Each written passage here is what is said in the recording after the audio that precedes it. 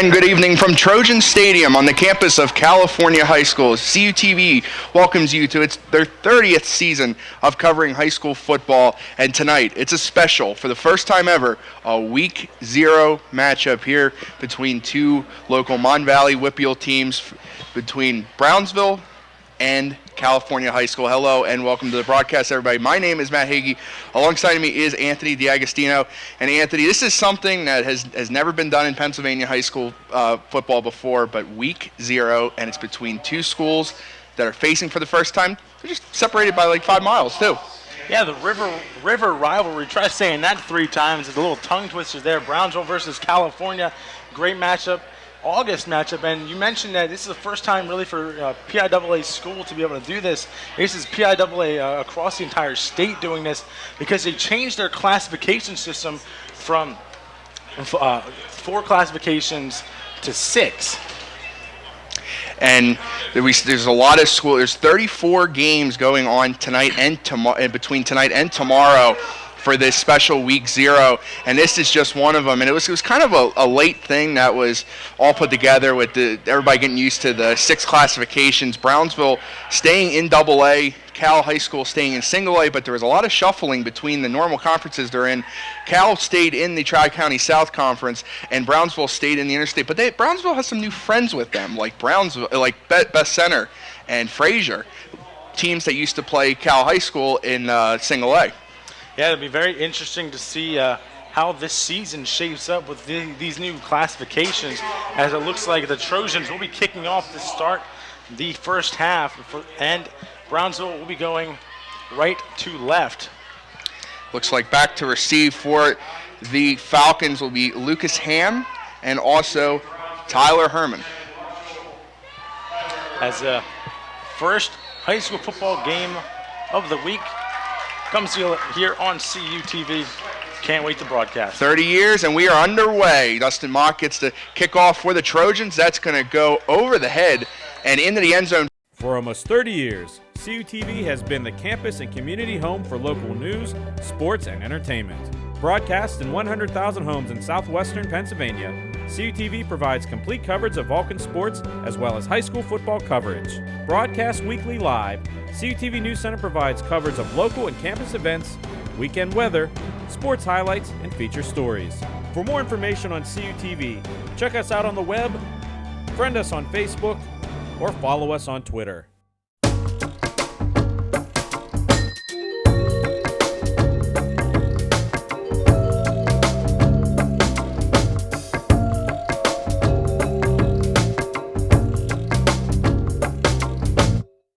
Brownsville will start at the 20. Jake McCormick lines up under center, sophomore 6'5" quarterback for Brownsville. This is his first season, and doing the game last year against Burgettstown, he could definitely like to have a presence out there. He hands the ball off to Herman, the tailback. He gets wrapped up immediately. Host the Trojans there, and it looks like he lost the yard on the play. Yeah, great job by the Trojans defensive line there, breaking through the blocking scheme for Brownsville. Actually a loss of a yard there. And Matt, this is a great matchup. Two teams that never met each other. Two teams that never met each other, but like I said, separated by the Monongahela River, as McCormick climbs out of the shotgun here, 2nd down and 11. And penalty flag there. Looks like the receiver there on the near side kind of lunged forward, and that brought up the false start. And that was number 6 for California. And just looked like he misread the snap count there, and false start. He looked like he was down on a track stance. Yeah, when he started there. I wondered what was going on there. It was DeJour Thomas for the Falcons, and that backs them up even more. And they were already working their way back after losing a yard. Now it's 2nd down. It looks like they'll call it a 2nd down and 15.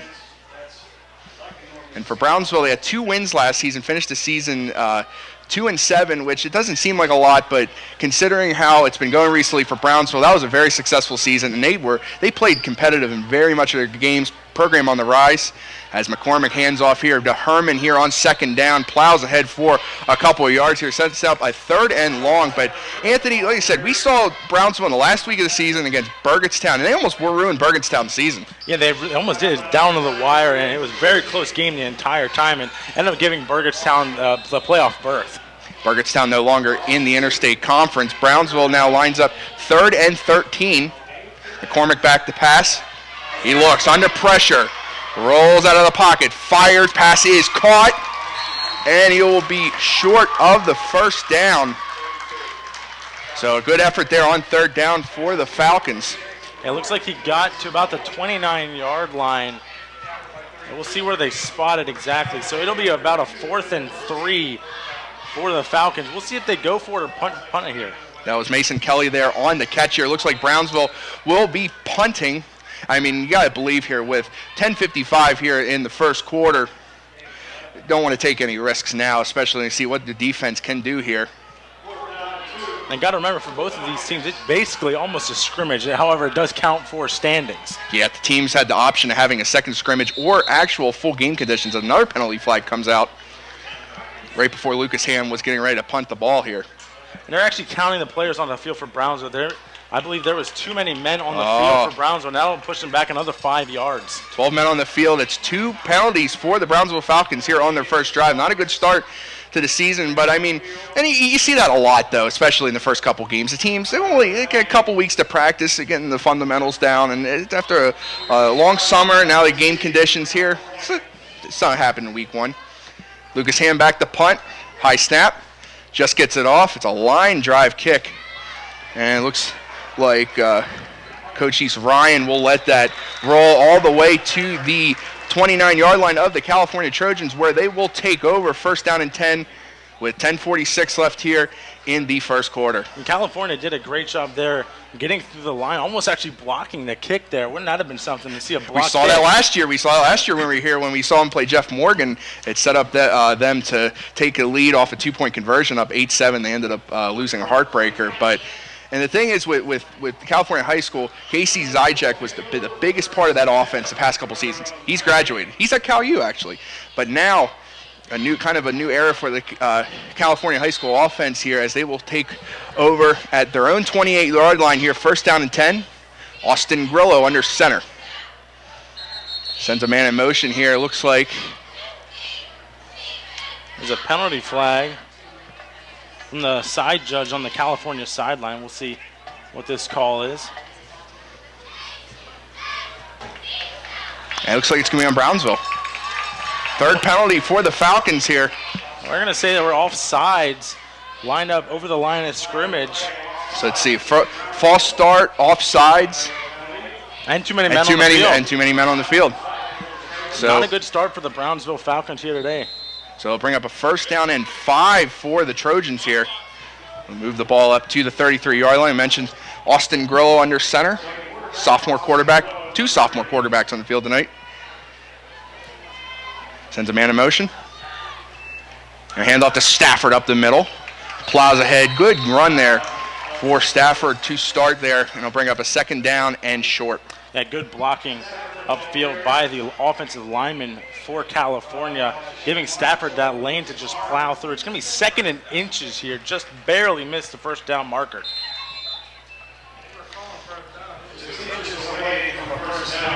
Trojans second down and 1. And they're going to give it to him. That's going to be a first down. So they'll give him the first down there. It looked pretty close from where Stafford landed. So the Trojans with the first down of this game here. Looks like they send out 2 receivers to each side. Grillo is going to line up in the shotgun here. First down and 10. Grillo takes the snap, hands off. And a good gain right there for the California Trojans. Looks like it was number 28, Jonathan Wood. And Jonathan Wood Jr. for California. Nice off tackle move there, getting the outside and getting down second down and 2 for the Trojans. 8-yard pickup there for Wood, the 2 backs that they've been using with Stafford. Wood is a junior. Stafford is a sophomore, so young backfield for the Trojans here. Wood lines up as a sidecar to Grillo here on second down and 2. And it looks like Grillo's going to try quarterback draw. Runs into his own man. He's going to get stood up right at the line of scrimmage there. He's not going to get the first down. It's going to set up a 3rd and short. Yeah, he lost about a half a yard on that one as well. It almost looked like it was a designed option play where you could either hand it off to the the halfback or run it himself. He elected to run it himself, but got stopped by his own lineman who was trying to block for him. 3rd down and 2. They'll say he got to the. Actually, no, they will say 3rd down and 3. Did lose a yard here. Grillo will line up under center here. Sends a man in motion. And it looks like Grillo will keep it himself again. Took the snap and run. Looks like he's going to be short again. Brownsville defensive line standing tall there. Looks like Mason Kelly got in there. One of the multiple Falcons on there to stop Grillo short of the sticks. Yeah, Mason Kelly just kind of stood there. Wasn't even blocked. And Grillo just ran right into him like he didn't even see him. Like, for some reason, the C's parted, and there was Kelly just right there waiting for him. Well, and Grillo immediately, instead of he lined up out of the shotgun and tried to do like a quarterback draw the last play, and then that time he clicked the stab and tried to like get through his lineman. But Brownsville there looks like the Trojans are going to go for it here. They're on their own 46-yard line, so they're see if they can trust their defense in case they don't get it here on 4th and 3. Grillo under center. I believe he's trying to get them off sides. Might be trying to do a hard count. And that'll be it the looks like timeout they'll to take a send out the punt timeout. team. So they tried to get Brownsville to jump. They did not. And Trojans expectedly will probably punt the ball away here with 8:04 left here in the first quarter. So, I mean, last year when we did that Cal High School game against Jeff Morgan, who also stayed in the Tri-County South, and we will be heading to Jeff Morgan next week for the what we thought was for the week 1 CUTV High School Game of the Week against Springdale. We're very looking forward to that. We haven't been to Jeff Morgan in a couple years. I've never been to Jeff Morgan personally. But when Jeff Morgan came here last year, Cal ran the ball a lot. Like I said, they used Casey Zijak as quarterback, out of the Wildcat as a receiver, and it's really explosive. And again here, Cal trying to establish the run game against Brownsville, and had I feel like they had a lot of success with Jelani Stafford on that first run there, and even Wood got a good run as well. But put the ball in the hands of Grillo and kind of like a standard play call, and they got nothing. Yeah, Brownsville looked like they were ready for that one, as Brownsville's ready for the punt return. We'll see if California really elects to punt it. It looks like they may be faking it here or going for it. I think they're really going. They are going for it. They're lined up in the I formation here. Yeah. Grillo, Stafford, and Wood lined up behind Grillo under center. And it'll be handed to Wood. Wood fumbles the ball. He got the first down. And we'll see who has it. They're going to say Say preset 1 for Cal U's best music. More music in the car. More music in the door. More music everywhere. This is 91.9 WCAL Power 92. The home of the Vulcan Nation. Playing Cal U's best music. 91.9 WCAL Power 92.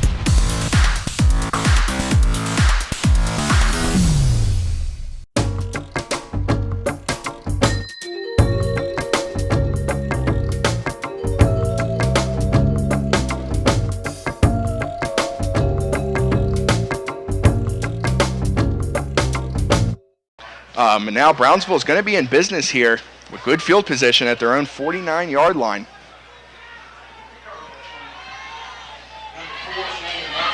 McCormick again under center here. Split wideouts to each side. Be a pitch toss to Herman. Herman cuts it to the right. Bounces out. Gets a positive gain there. First really positive gain the Falcons have had within their first 2 drives. And Tyler Herman is a senior, and he's been involved in the Brownsville offense a lot, especially the last 2 games that CUTV's done at Brownsville. Derry, he had a breakout game against Derry, he had a touchdown against Derry, and even last year against Burgettstown, he had a couple impressive plays as well. So Herman, now a senior, one of those senior leaders for the Brownsville Falcons here. Brownsville team said light years improved. And McCormick, back to pass for the first time today. He pumps, he looks, fires, incomplete. He was looking for DeJour Thomas down the sideline, just overthrew him. He had just barely overthrew him. DeJour Thomas might have been able to put on those afterburners, might have been able to make that catch, but man, with the heat today, it is really hot out there. It's kind of tough to give it that extra energy. And that was the thing for these teams that chose this first game, week 0, not a second scrimmage. They had to start a week earlier than some of the other high schools have, the ones that chose scrimmages, to have a heat acclimation week. So they have heat acclimation week, kind of like the training camp, and then the next week they start running plays and get their game prep ready to go. They dealt with a lot of the heat in July and August, and now they're really feeling it here in the last Friday in August. McCormick under center, and it'll be a handoff up the middle. Gain of about 2-3 yards on the play. It'll set up a third down. Excuse me, fourth down. Should be 4th down and 5 for the Brownsville Falcons, as it looks like they're sending on the punt unit. But another great stand by the California defense, plugging up those gaps, not really allow them to get up the field with these runs. Especially after losing the ball and giving Brownsville pretty good field position, and their third down. It's kind of interesting play call there for Brownsville, just running the ball on a kind of a 3rd and long, as Ham will get the punt away.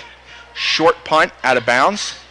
Doesn't give the Trojans any chance to return the ball. Looks like he kicked it out at about the 19-yard line of the Trojans. So decent punt to pin the Trojans back here. So we'll see what the Trojans do on their second possession. 6:29 left here in the first quarter. And with a lot of these games, a lot of area schools chose to do this Week 0 matchup. One notably in the Mon Valley being the second longest rivalry in Pennsylvania, all of Pennsylvania high school football history. It is Charleroi and Monessen, the first time they've played since 2007, and a lot of people are getting hyped up for that game. Yeah, big game in Charleroi, and we'll look to see what the scores are after the game and see how those two teams did. And Monessen in single A, Charleroi staying in double A. They play still in the same conference as Brownsville, as Grillo takes the ball for about 3 yards up the middle there. But, I mean, and this has kind of allowed teams to go out of their comfort zones. And it mentioned another game, Uniontown and Connellsville, they play for the Cold Bucket. So a rivalry that we haven't seen in a while there as well. Laurel Highlands going up to Mount Pleasant. That's kind of a local. Uniontown, Mount Pleasant are kind of close to each other as well. And all across the Whippeal, especially a local notable Pennsylvania school, Pine Richland, playing on ESPN tomorrow in Ohio. See what Notre Dame recruit Phil Jerkovic can do for the Rams here, as Grillo goes back to pass for the first time and gets wrapped up on the play there for the Falcons. Yeah, and that was number 21 for Brody Bagwell, I believe, for the Falcons. And, man, he just flew right through that line to wrap him up. And that play just looked discombobulated from the start. Really didn't have much protection. He had to force Grillo to run, and before he could do anything, he was already going to the ground here. So 3rd down and 10 for the Trojans. But luckily, he didn't really lose a lot of yards. He went back to the original line of scrimmage. Grillo will have under the shotgun here on 3rd down, back to pass. He looks, he fires, he's looking, and it's caught! And going the distance for the Trojans is Cass Taylor. California strikes first. What a play there, and you know what? I talked before the game that you could look out for Cass Taylor, a big 6'4" body, and that was pretty impressive. That was really impressive. The quarterback aired it out for him. He had to put it on the afterburners, which I talked about before with the Brownsville offense. This time he was able to put them on and break through that one-on-one coverage, and just there was no one there, no safeties there. And once he got by that one defender, nobody was around because he was going one-on-one. And that's the size differential in the Trojans. This is one of their tallest kids they've had in a while playing at that position. So the Trojans will line up for the extra point here. And, I mean, what a start there for the Trojans. It backed up. That was an 81-yard touchdown pass. Huge touchdown pass. And we saw over 100-yard interception return last season at Connellsville. Now we see a long one here. Oh, and a fake! The Trojans here. And incomplete. Looks like that was Colin Phillips pulling the ball back, trying to do a little trickeration for 2 points. Threw it in the end zone. Nobody there. But still, the Trojans strike first. Yeah, great job by the Trojans. 81-yard touchdown pass. Maybe see that on High School Roundup. We'll tease that a little bit later, Matt. Yes, and we will send it to commercial break here. The California Trojans strike first here on their home field at Trojan Stadium. Stay tuned for more action here on CUTV. CUTV's High School Football Game of the Week. Springdale at Jeff Morgan. Avella at California. Bell Vernon at Ringgold. Greensburg Central Catholic at Charleroi, Waynesburg at Southmoreland, Baldwin at Connellsville, Beth Center at Brownsville, Fraser at Bentworth, Bishop Canavan at Carmichaels. The longest running high school coverage in southwestern PA is on CUTV.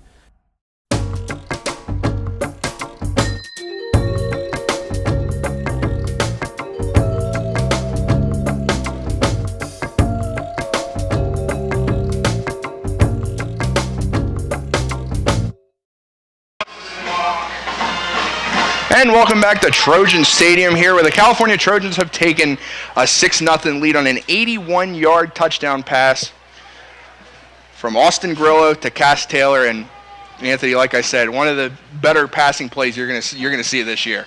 Yeah, and we talked about before high school roundup, but we show highlights, talk about the Whitfield in its entirety. It's gonna be great.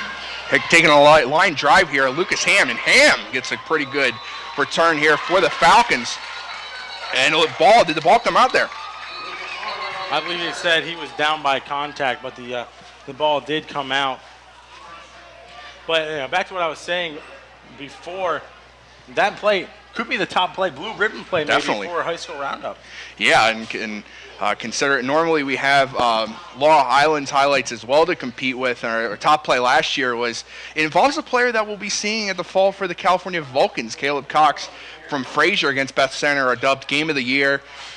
This is going to be the first year we're actually not going to be broadcasting the Fraser Beth Center game, but Caleb Cox in the final play of the first half, taking the wide receiver option pass, and he threw it himself, found Damon Lovis, and that pretty much put it away for Fraser, and that was their top play. We'll see what this season will bring. If it's anything like last year, I'm excited to see what happens here. So McCormick hands off to Herman. Herman plows ahead, just gets high. It looks like he lost the ball.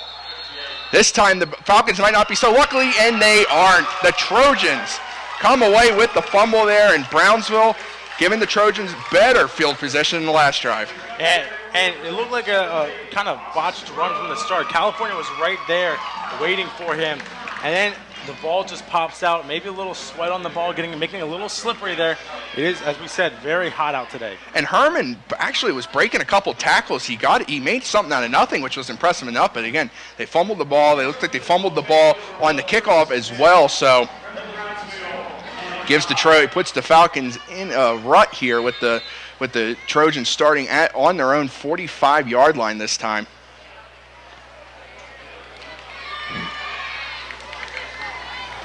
Looks like we're going to have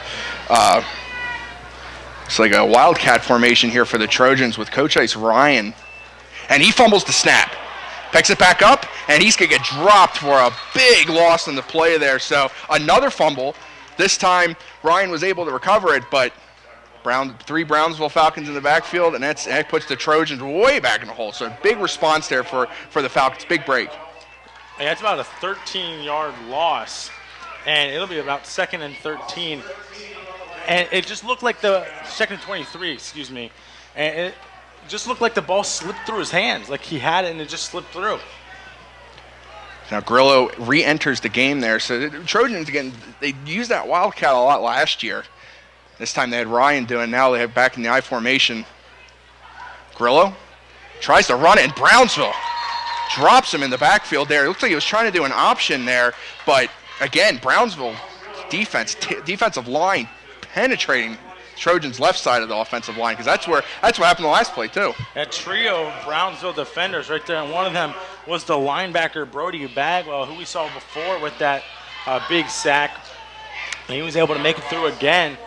Now it's making it a 3rd and 26 for the California Trojans. And the Trojans had great field position, but that first play basically could have been a drive destroyer as well. They really couldn't get their drive off before they start. Grillo will line up out of the shotgun here on 3rd and 26 with 3:13 left here in the first quarter. Sends Ryan in motion, back to pass. Grillo looks, he wants Ryan. Ryan almost makes a one-handed catch. Penalty flag is down, and we'll just see what the call is there. It may be against Brownsville, that defender, after the play. And we will see. That was almost a great one-handed catch. catch. I know. That was, almost pulled the ball down there. He would have been off to the races. Oh, absolutely. Yeah, again, over the middle there. They're trying to. Grillo has a good enough arm to make this possible. And that's the big thing. When you come out and you see a big receiver like Cass Taylor, we set him up on those one-on-one matchups, kind of get the long pass down the sidelines. They can make that work there. And that time, it's had success over the middle. Looks like they'll call holding on Brownsville. And they will move it up 15 yards.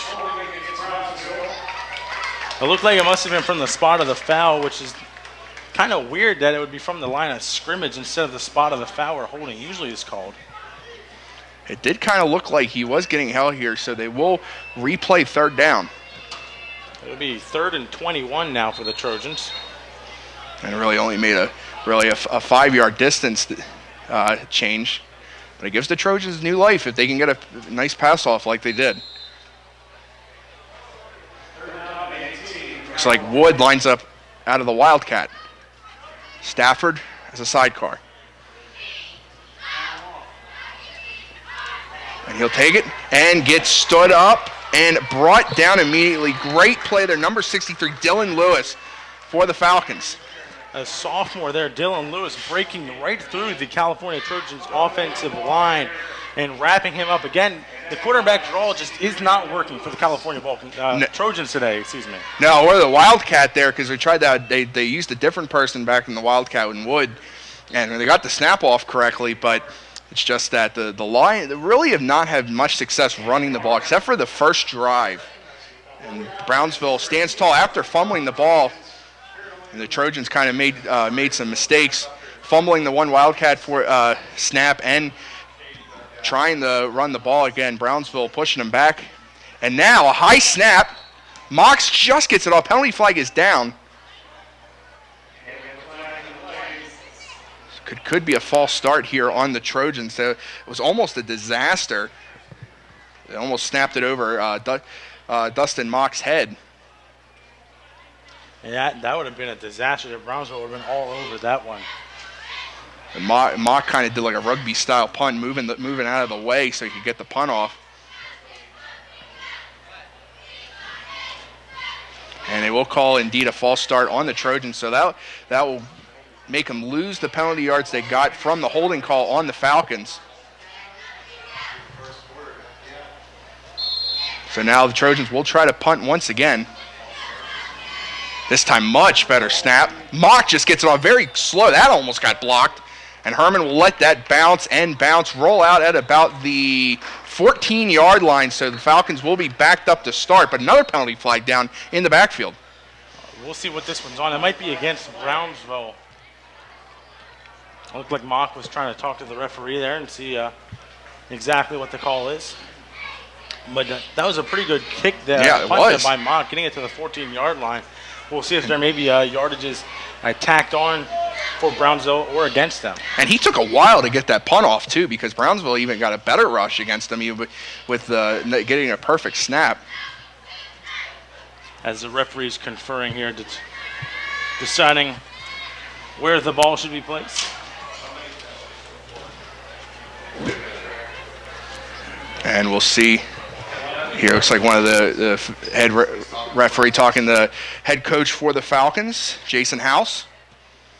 Jason House took over the reins last year, and like I said, you could tell a whole different Brownsville team from years past. A lot of fight and winning games. Looks like they're going to tack this penalty on here onto the punt, and that's going to back the Falcons up inside their own 10-yard line. That'll be a half the distance to the goal, I believe, because it was a personal foul penalty. That's 15 yards. Right. So half the distance. And they're at the 14-yard line, right. So they'll start at the 7 with 2:05 left here in the first quarter. And with Brownsville not really be able to move the ball well, this does not bode well. If the Trojans could force a 3-and-out here for the Falcons, they could be set up in great field position. It looks like the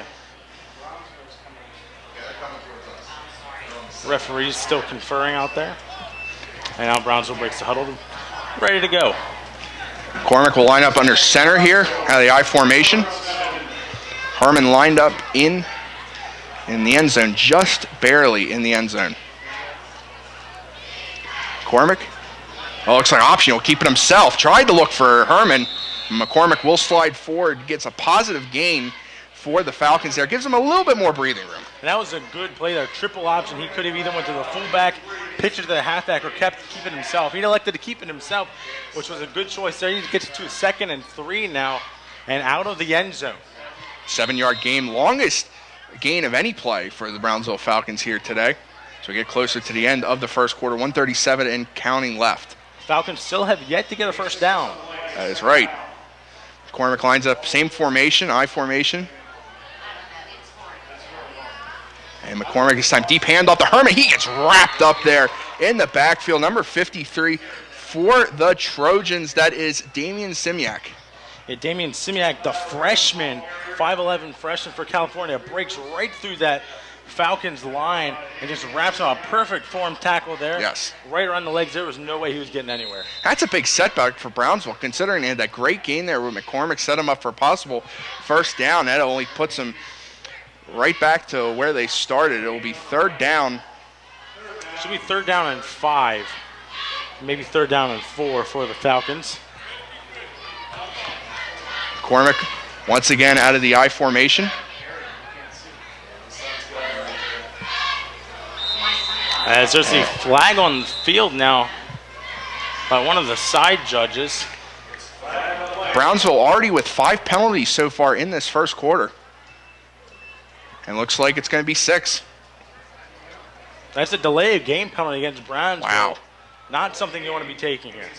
And they've had about every penalty imaginable here in the first quarter. So it basically puts them right where they started. They started the drive at the 8-yard line. They started at the 7. Once it's 2nd and 3. Now it's 3rd and 9. 3rd and 9 for the Falcons. They've been trying to drive down the field, and when they had an answer, California answered right back with a good tackle. And then the penalties as well, not boding well for the Falcons. So we have 16 seconds left here in the first quarter. And it looks like Trojans might have jumped early. But he pitches it to Herman. Herman bounces out to the right side and gets stood up. Plows his way forward, but still well short of the first down. And that will be the final play of the first quarter. Yeah, and Brownsville almost again was a delayed game. He got it off with 1 second on the clock, Matt. So a lot of miscommunication, a lot of penalties for the Falcons as we go into commercial break as we're about to start the second quarter. California Trojans lead on their home field. It's week 0 matchup, 6-0 against Brownsville. Stay tuned for more action here on CUTV.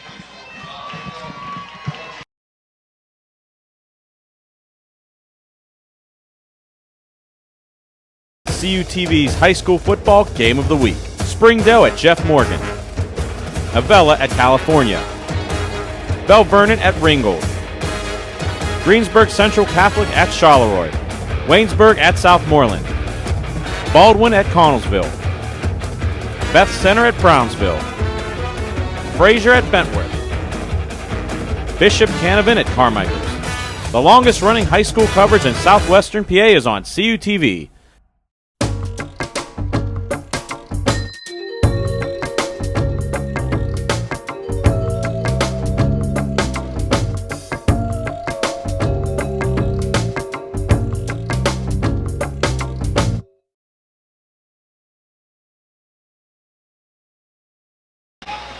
And welcome back to Trojan Stadium. We're high about to school start the football second game of the quarter week. in this week Springdale 0 at Jeff matchup Morgan. between the Brownsville Falcons Avella at and California. Cal High Trojans. Trojans leading the Bell Falcons Vernon 6-0. at Ringgold. Falcons.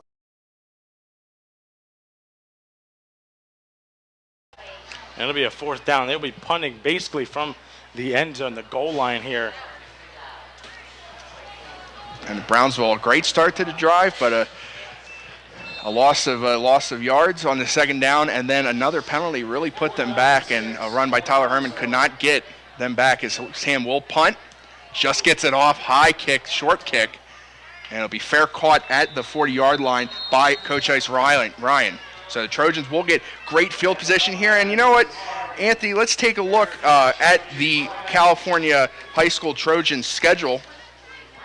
And they start off here at Brownsville. Then they go to Fort Cherry next week. Fort Cherry, one of the new members of the Tri-County South. And then in 2 weeks, we will be back here, full truck shoot with Avella.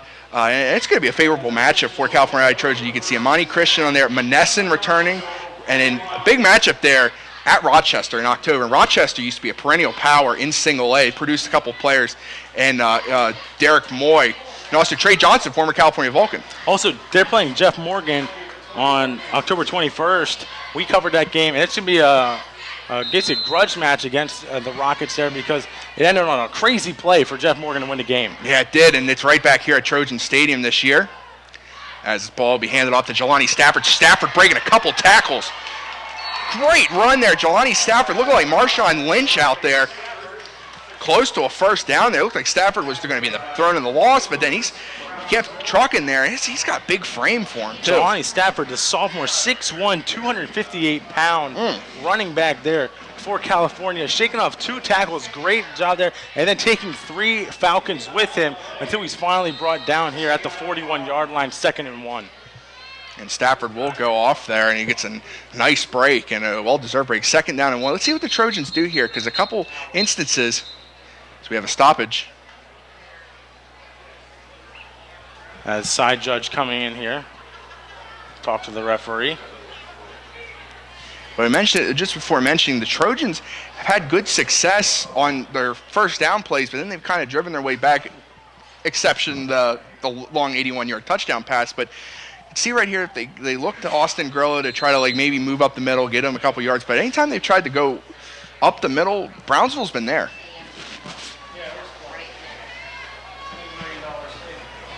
So now back to action here. Grillo 2nd down and 1. Sends Ryan in motion. Loses the snap. He falls right on it.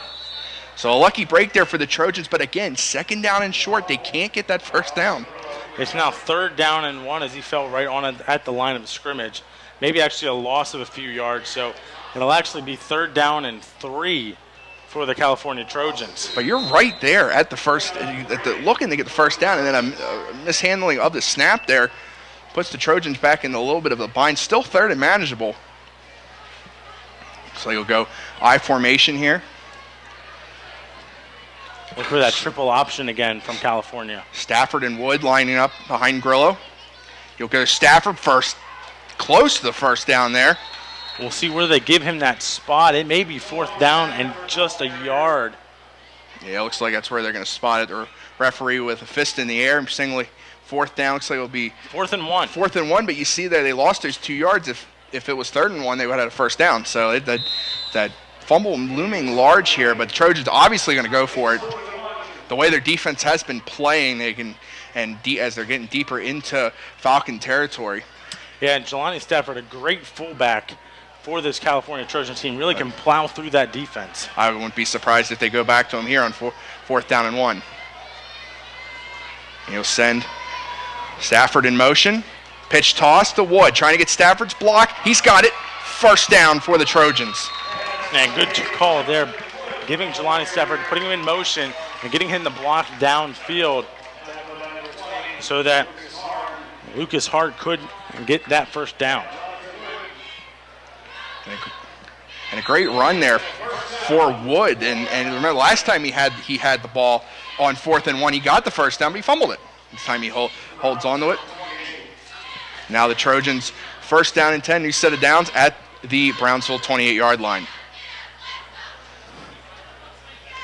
Grillo will line up under center, in the shotgun, and he hands to Wood. Wood cuts it back up the middle, gets about a yard or two, bring up 2nd down. And it seems that Wood's become the feature back, but I kind of like to see more out of Stafford, because Stafford kind of reminds me of, thinking back to the college football fan I am, Alabama team 2 years ago that didn't win the national title. It lost to Ohio State in the Sugar Bowl. They used Derrick Henry as kind of like fullbacks, but they had T.J. Yeldon kind of like the more feature, quicker back. But Derrick Henry had a better game in that Sugar Bowl. And right now Stafford kind of outplaying Wood, but they're still going in the hands of Wood here. He will line up next to Grillo here, 2nd down.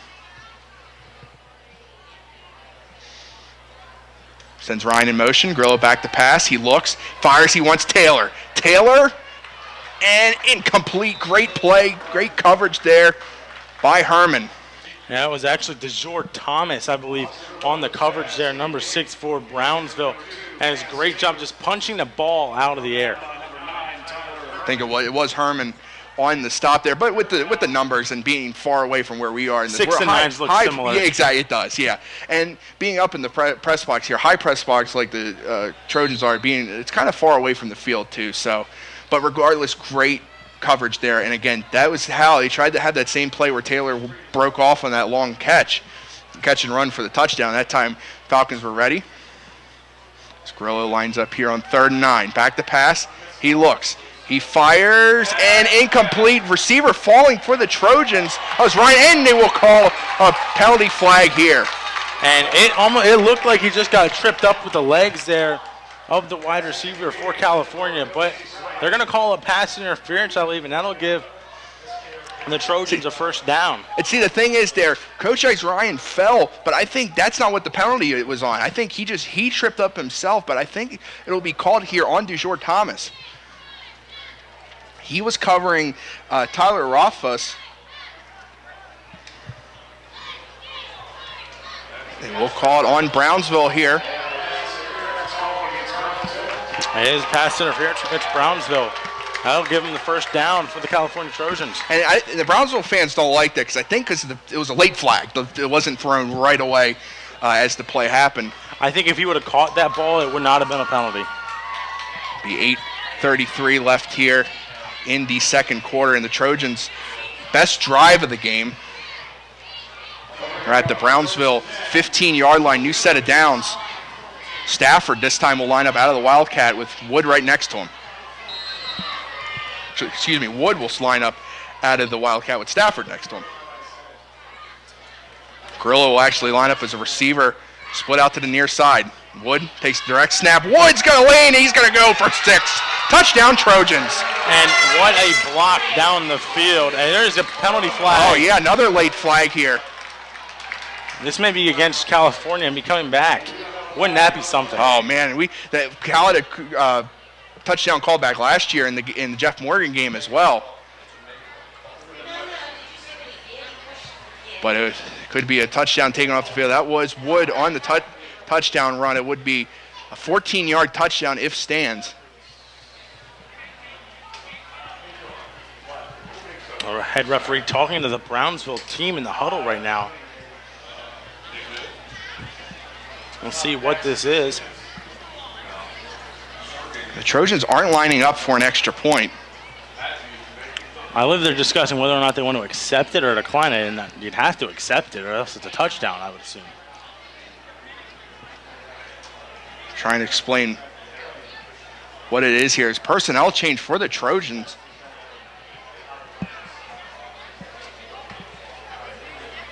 And after the play, there was a personal foul after the play for the Trojans, but still the touchdown does count. So 14-yard touchdown run.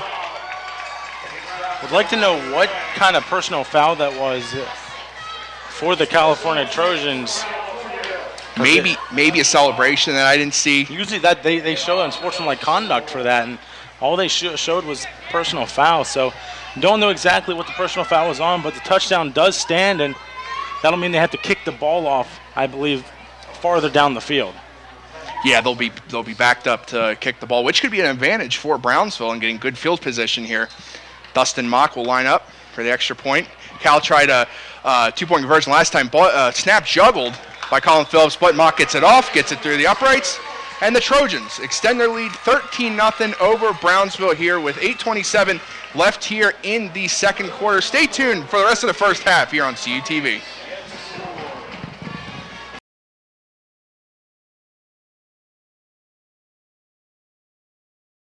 CUTV News Center is California University of Pennsylvania's award-winning student television newscast, your source for live, local, late-breaking news. Forecast from the CalU Weather Center, the region's latest entertainment news, Vulcan sports highlights and regional scoreboards, with television news coverage you can't get anywhere else. Watch it live Thursdays on CUTV and on demand. CUTV News Center, online all the time.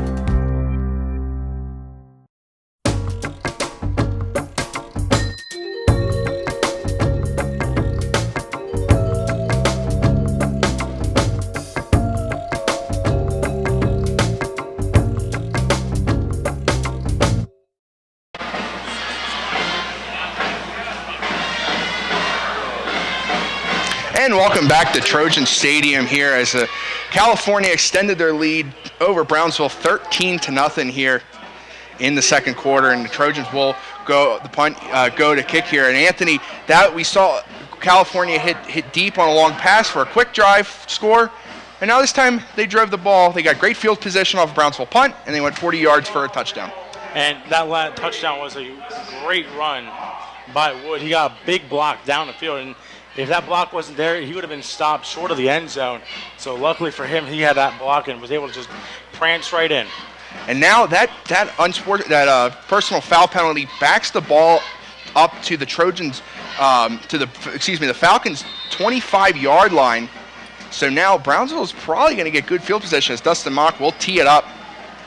Uses kind of a squib kick here. Looks like it'll be taken and taken down. Great open field tackle by the kicker, by Dustin Mock. So sometimes, these kickers, they can make great tackles. Well, they're also offensive players, too. He's a wide receiver for the Trojans. Hey, they call it special teams for a reason. That was a pretty special play, but it just brings me back to those days when Daniel Sepulveda used to punt for the Steelers, and he used to make some wicked tackles on some of probably the toughest punter I think the NFL's ever had, and that was DeJour Thomas on the return. So the Brownsville, regardless of the great tackle, they will still have decent field position to start at their own 47-yard line. McCormick will line up out of the shotgun formation here. Back to pass. He looks, fires, looking for Herman, incomplete. Had to get that ball off quickly as there's a blitz coming from the Trojan defense. And that time they lined Herman out as a wideout, and had Lucas Ham as a sidecar to McCormick. And a score update as this game's been going along in the broadcast. Monessen up 13-10 over Charleroi. And what has been dubbed as the Battle of the Bridge, the bridge that is those two schools separated by the Mon River as well, Charleroi in Washington County, Monessen in Westmoreland County. McCormick again out of the shotgun, back to pass. He looks for his deep ball, looking for Kelly, and it's well overshot.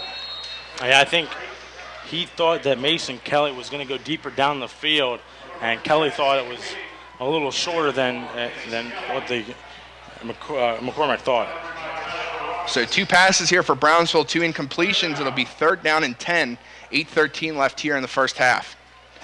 But in Brownsville, not really having so much success running, now they try to see what McCormick can do with his arm. And he's a big frame as a 6'5" quarterback. That's a type of guy that has a lot of power that you expect that can throw the ball downfield. Interesting to note that both quarterbacks for both teams are both sophomores. Yes, they are. So we'll see a lot of them in the future. McCormick again, back to pass on 3rd down. Under pressure, he gets it off to Ham. Ham makes a man miss, makes 2 men miss near the 1st down. Great run for after the catch there for Ham. He might have Brownsville's first down of the game. It'd be very close if he didn't. It does look like he has it at the 43-yard line. And a great effort there. Ham 1st down, so the first down of the game for the Brownsville Falcons. And got to believe that is a sigh of relief for everybody on that Brownsville sideline. They needed that. Yeah, they did. First down, 8:04 left to go in the second quarter. As they try to keep marching down the field to get their first touchdown. And the Trojans were completely winning the battle of field positions that led to their second touchdown here in Brownsville. Even California got that touchdown, but that personal foul really set Brownsville as McCormick delivers downfield, incomplete. Oh, it looked like it almost was tipped there by one of the linebackers for California. It might have altered the flight path of the ball. And looks like he was looking downfield, and I mean that was a pretty good looking throw. I mean he got it downfield. It was a laser pass, but little too fast for that play there. So now 4 straight passes for the Falcons. And the Falcons looking to possibly keep going with the passing. And that's what gave them that first down. Now this time McCormick will line under center. And it looks like it'll be handed off to Herman on the misdirection. Herman plows forward, looks like 2 yards in the play. He'll set up a 3rd down and 8. Yeah, 3rd down and about 8 for the Falcons. Trying to break a few tackles through that defensive line for California. Just couldn't break through enough as it's 3rd down and 9 for the Falcons. And Herman's not been having that much success as we've seen in the previous years in this game. But the Trojans have a very experienced defensive line. Last season, the Jeff Morgan game, Braden Collins, who's a junior on that line, he had a tremendous game. As we'll have a whistle here. Looks like Coach House will take a timeout for Brownsville. And that's their 2nd one of the half. And while they have a timeout, let's take a look at Brownsville's schedule. And Brownsville staying in the Interstate Conference, but like I said, they have some new friends. Bentworth, Fraser, Beth Center, Mount Pleasant. Actually, I'm sorry, that's a non-league game. Chartiers Houston. But and then you see the other usual games at Charleroi, a team that they actually scored 60 points on last year. One of the biggest blowouts wins for Brownsville in their history. But the big game here for Brownsville is that week, as you can say, the week 2 matchup at Washington. Washington probably would have wished that the Little Prexies would have left the Interstate Conference or maybe moved up to AAA. But that's a big game considering that's going to show how they match up with everybody in that, because that's as good as it gets. The Little Prexies are going to be the favorites, but again, Fraser and Best Center back to back is not going to be an easy task either. And we saw the Little Prexies take on Mount Pleasant last year in our PCN game, and both those teams were undefeated. So the Little Prexies should be another solid team this year as well. Yes, they do lose. They lose Jordan West from last season. Had that great game against the Vikings, and that Best Center game that will be Brownsville Senior Night. We will be there with CUTV coverage, and that's really exciting considering. Again, another local match of Fredericktown just down the road from Brownsville, and it's made instances where teams have to travel far. But some games it brings the fans a nice short little drives. McCormick takes the pass out of the shotgun here. Penalty flag is down. He gets wrapped up for a sack. That'd be interesting because if that is against Brownsville, it'll be interesting to see if California declines it and goes where the sack was, or if they'll take the penalty or the holding penalty. That was Braden Collins there on the sack, who just mentioned what Collins can do, and that lost a lot of yards for the Falcons. A promising drive, going to be.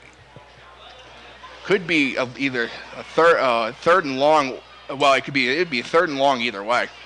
And it looks like they will be declining the holding penalty here against Brownsville, which is a good call there. That was a huge sack. It brings up 4th down, and Brownsville will definitely have to punt here. I mean, if you think about it, if you think about it here, you get the replay a 3rd and long from the same spot, or you can just take the sack and it's 4th down. So obviously they will punt here. Lucas Ham will be back out the punt.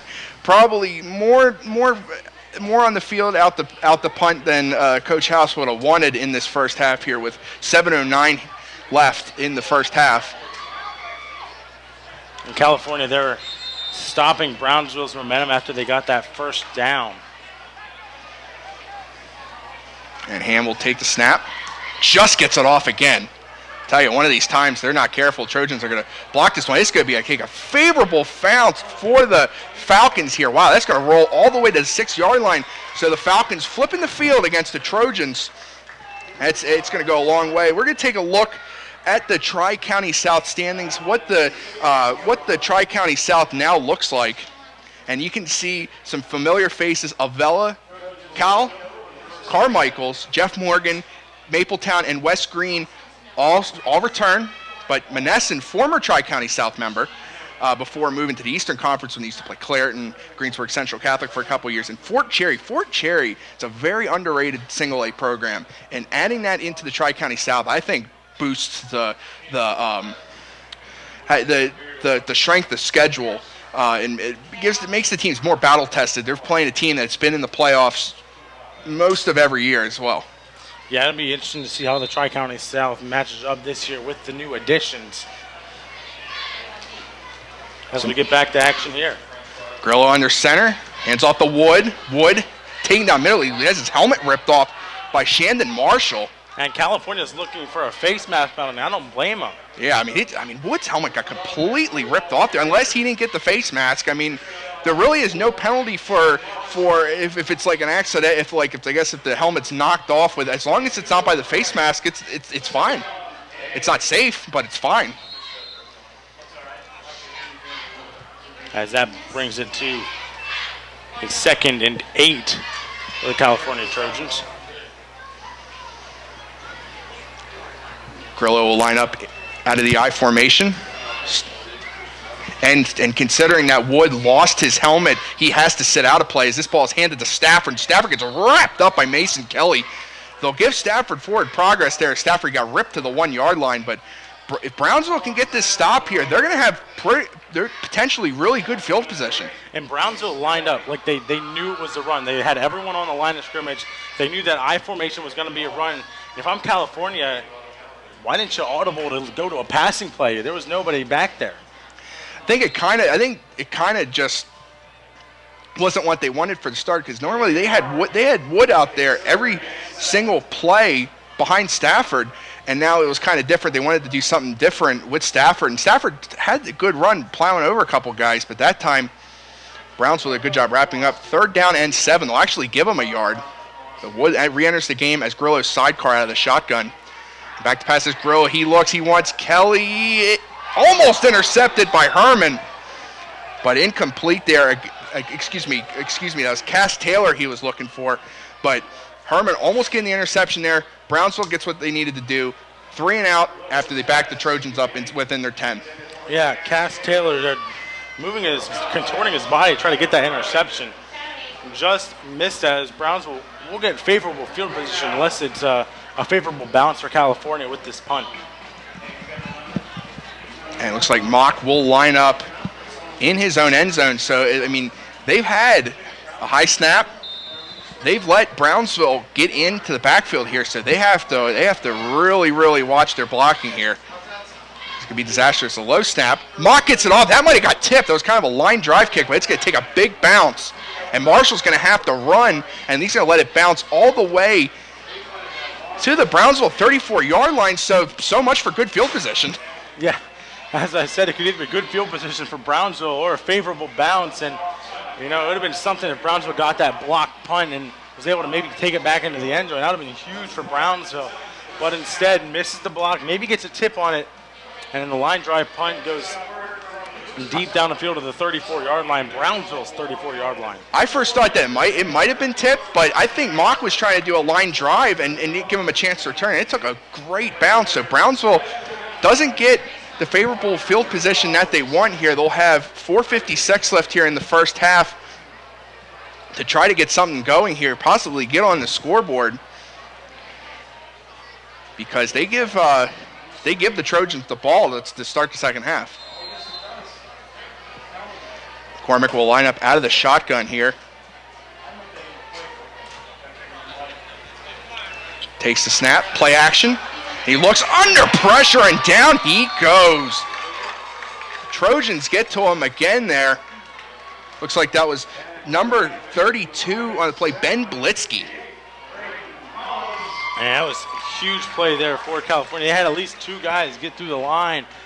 And they got big guys on the line to do those California Trojans. They were able to just break through the Brownsville offensive line, and there was nowhere to go for Jake McCormick. And back-to-back plays, you're going to go back to the previous drive, back-to-back sacks for the Trojans. Backs them up, loss of 7, 2nd down and 17, and after not getting the field position that they wanted, they're going to be backed up even more at their own 27-yard line here. They'll line up out of the I formation, the formation they've been running the most here. Herman in the backfield. It pitches it to Herman. Herman cuts it up the middle. It's positive gain. Maybe about 2 yards on the carry. Not a great gain there for Herman, trying to get some speed through this California defense. But California right now has just been a wall for the Brownsville offense. Oh, they really have. And given Brownsville not a lot of chances to do anything, Herman's actually going to exit the field here on 3rd and long, because you got to expect the Falcons will probably try to test the arm of Jake McCormick again. He saw it through about 4 straight passes on their last drive. Really didn't have much success other than a completion to Herman for their lone first down of this entire game. 3:18 left here in the first half. McCormick hand off to Ham. He goes nowhere. Blitzky, Collins again on the stop, and I'll bring up a 4th down and a penalty flag. And that was Braden Collins, again, breaking through the line. He wrapped him up first there. Huge tackle there, and we'll see who this penalty is on. It was after the play. Well after the play here. There's a personal foul against on California. the Trojans. I didn't see what happened. But like you said, normally the officials signal if it's unsportsmanlike conduct or something like that. But it could have been a late hit. It could have been. I mean, that's the only thing I got because I didn't really see a lot of shoving. However, that gives the Falcons an automatic first down. It does, 15 yards and the first down. I mean, you got to hate that. You got to hate that if you're Darren Dillo for the Trojans. You have him stopped. You yourself could get great field position with another punt, but now a personal foul penalty that shouldn't be happening gives Brownsville new life at their own 41-yard line. They're saying it's a 4th down and 2, so that was not an automatic first down.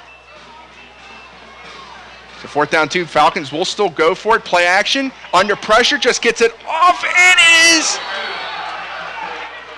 They'll call it incomplete. That's a good call. That's a good call. He didn't have complete possession of the ball, and the referee right there in the middle of the field made a good call there. There's the penalty flag on the field, maybe against California again. And wouldn't that be something? How devastating would that be? That was Quadri Johnson he was looking for. Almost got it, but I could see definitely the ball hit the ground. He didn't have full possession of it, but it looks like it will be on Brownsville because Coach Dillo will be showing like his arms like moving back and forth like to decline it. That'll be false start. Illegal motion actually on Brownsville.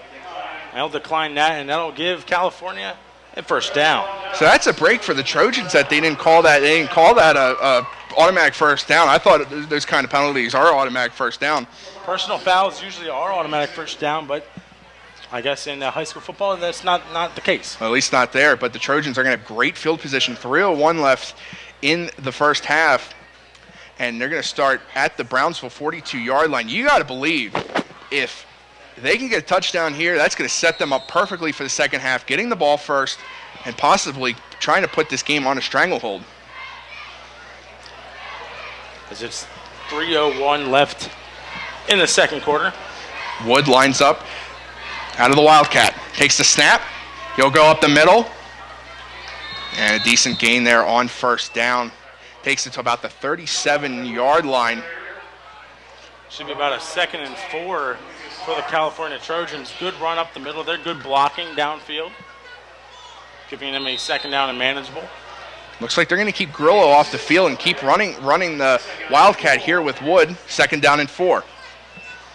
Wood, almost lost that snap. This takes up the middle. First down and more dragging tackles. Lost the ball at the last second. Not sure if he was down or not, but looks like Jelani Stafford recovered the ball regardless of what the call would have been. It would have been Trojan ball. So great 2 back-to-back runs there for Wood. Yeah, it was a really good job there by Wood. He took Brody Bagwell for a ride there for a little bit until he was finally tackled down by a few other Brownsville players. But that gives them a first down here at the 29-yard line.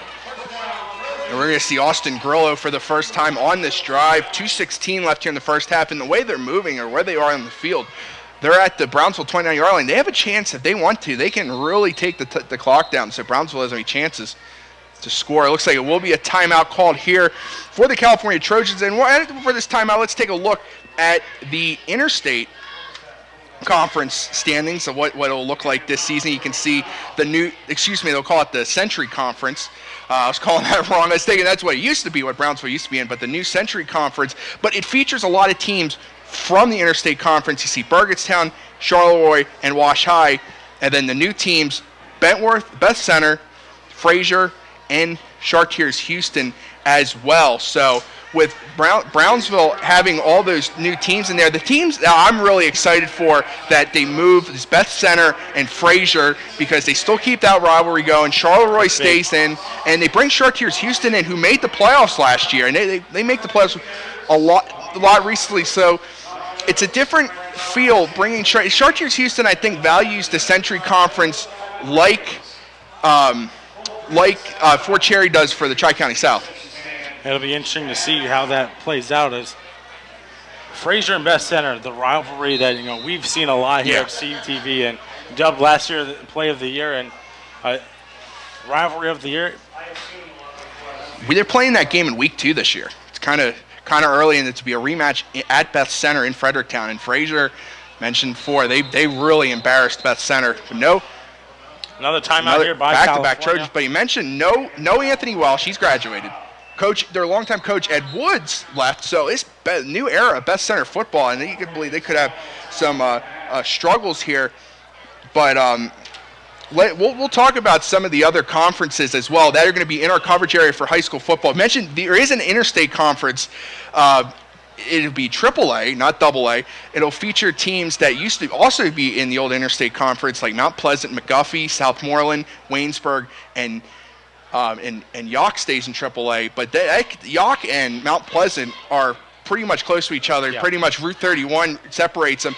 South Park is the wild card in here because they used to play with Steel Valley and South Fayette, and they kind of never really overcame those obstacles. So now they play up a level, but they're playing teams that they can manage with more. And the other interesting team that's in that conference, Elizabeth Ford, they're taking out of the conference of Bell Vernon and Ringgold, local rivals, as Jonathan Wood will take this carry to the left side, and he's going to go for another touchdown for the Trojans.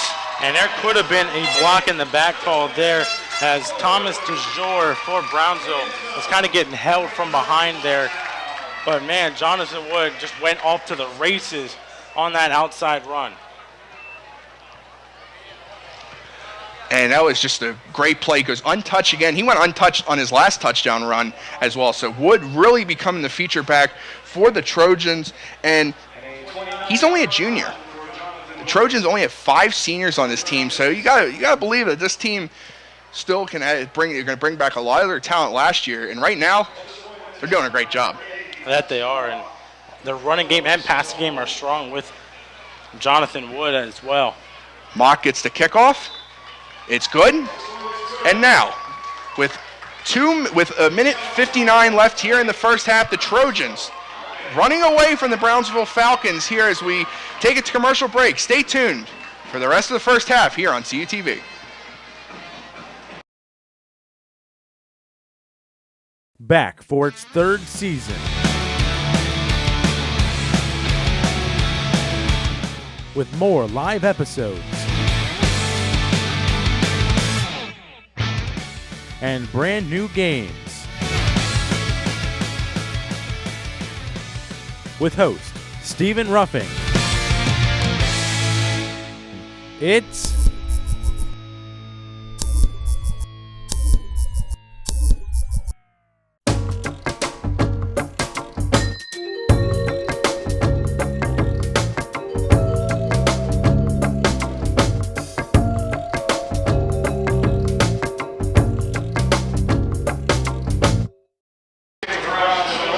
And welcome back to Trojan Stadium as we're winding down here in the first half. California Trojans extend their lead over Brownsville 20-0 after the 28-yard touchdown run by Jonathan Wood, his second of the game.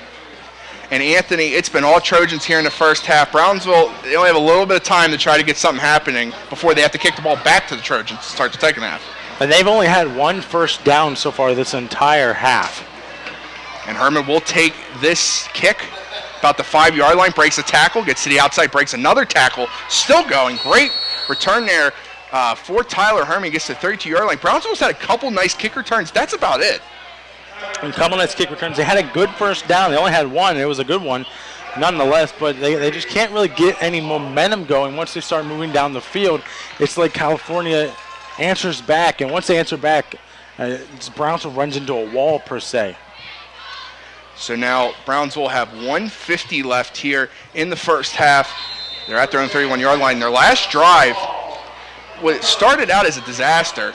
Then they got a personal foul penalty called on California that didn't give them all back first down, but brought them to 4th and 2 that they couldn't complete. The receiver could not handle the ball. As this pass too high and quick for Mason Kelly there. McCormick got that off so fast, and Kelly wasn't ready for it. Yeah, that was a quick screen pass to Kelly, and I think Kelly was ready for it, but he wasn't ready for it to come in that hot and high. And they could have had something working there too, because he it was beat his one-on-one. receiver. Yeah, it was one-on-one, and he had a couple steps on his receiver there. Just 1:46 now left in the second quarter for the Brownsville Falcons to try to get something going here, maybe get some points on the board, even if you come away just with a field goal. Any points would be huge for Brownsville as they line up out of the I formation here. Ball's handed off to Herman. He goes nowhere. Stood up at the line of scrimmage that time by a host of Trojans. And just nothing working for the Brownsville running game right now, up the middle at least. It's like California, the California Trojans are plugging every gap on that offensive line. It looks like they're going to send Herman out here on 3rd down. They're going to bring in Quadir Johnson. He's the one who almost caught the ball on the 4th and 2 play. He just didn't have possession of it when the ball hit the ground. And now Brownsville here, but 3rd and 10, 1:06 left. I mean, if they stop the clock here, let's just say they stop the clock with an incompletion or anything. The Trojans do not have a timeout, so they can't stop the clock the rest of the half with any timeouts. McCormick, hands off Johnson. This is a big run here for Johnson. He's going to get a first down. Where did that play come from? Wow. Huge run there by Johnson, the fullback there for Brownsville. And we're going to have a stoppage of time here, I believe, after the first down there. I think Brownsville called a timeout. The clock at 49.3 seconds, but another possibly a face mask penalty that could have been called against California, and grabbing on the face mask area there of that Brownsville player. What a huge play, though. I mean, that's Brownsville's got to be thinking to themselves, where's this been all game? Quadir Johnson, his first carry of the game, goes for a big gain, gets first down. And we talk about some of the games we're going to be doing this regular season coming up here. We mentioned we're going to California in 2 weeks. We're coming back here for a game against Avella. Next week, Springdale, Jeff Morgan. Then probably the game I'm looking forward to most this year, Bell Vernon at Ringgold in week 3. Huge rivalry. And that game last year was an instant classic up at Bell Vernon. This time the venue's moved to Monongahela at Joe Montana Stadium, which, I mean, in that name itself, I mean, Joe Montana was one of the greatest quarterbacks of all time, one of Western PA's greatest athletes of all time. And going to that stadium, the last time that CUTV was at Ringgold was 2012 when they played Bell Vernon. Bell Vernon, the issue is they went undefeated. They lost in the second round of the playoffs last year against Franklin Regional. They lost all their key players. And for Ringgold, they lost Shakar Berry, who's now up at Slippery Rock. And it's huge there. California doing a good job here today, but as you said, Ringgold, Bell Vernon, I can't wait. Yeah. I hear so many good stories about the atmosphere of that stadium. It's a great stadium. McCormick here. Screen pass again to Kelly. This time, better delivered ball, but this time Kelly cannot secure the ball there. Might have been thrown a little bit high, and Kelly, I mean, he only stands at 6'2", and even though he's got a pretty big size to him, McCormick's still throwing that ball at 6'5", and that might have been a little high. And there was a defensive back coming in hot for California. He would have caught that ball. He might have been down with an injury. He would have gotten hit hard. Yeah. The Trojans snuffed that out well. Brownsville will line up here, 2nd down and 10. And as the game goes along, we'll talk about more of the games we'll be doing this year. CTV, another great slate of games. And McCormick, play action this time, rolls out to the left, fires. He's got Kelly's time. He's got first down. Breaks a tackle, loses the ball out of bounds. So it'll be a fumble on Brownsville, but luckily for the Falcons, it will go out of bounds. But great play call gets Brownsville in business. And great double play action fake there. Fake to the fullback fakes to the halfback. And scrolls out to his left. And is able to find a receiver open in the middle of the field and give them a good first down here in California territory on the 39-yard line. And they've been trying to run that play action play where they rolled McCormick out of the pocket, but he's had no time to throw because he's always had a couple Trojans in his face, like Collins and Blitzky as well. But now this time he had plenty of protection, probably some of the best protection we've seen all game. Still under pressure, though. Under pressure, but he got the ball off in time, and Kelly was wide open for his first catch of the game. So now Brownsville, deepest in the California territory they've been all game. McCormick, he goes for the deep ball. He wants Kelly, incomplete. Great double coverage there for the California Trojans. One of them was Jordan Campbell. The other one looks like it was Ryan. It wouldn't have been something if Kelly were to make that catch. He bobbled it a little bit. He had the ball in his possession slightly, but just couldn't keep it up there as there were two California players all over him. And McCormick's showing off his arm there, so he's got a pretty good arm that we've seen. He's delivered the ball downfield.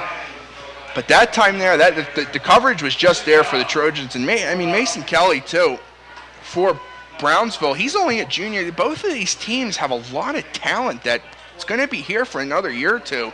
These teams can establish their core for the next couple years. They're going to be in great shape as 30 seconds left here in the first half. Brownsville 2nd down and 10 from the California 39-yard line out of the shotgun.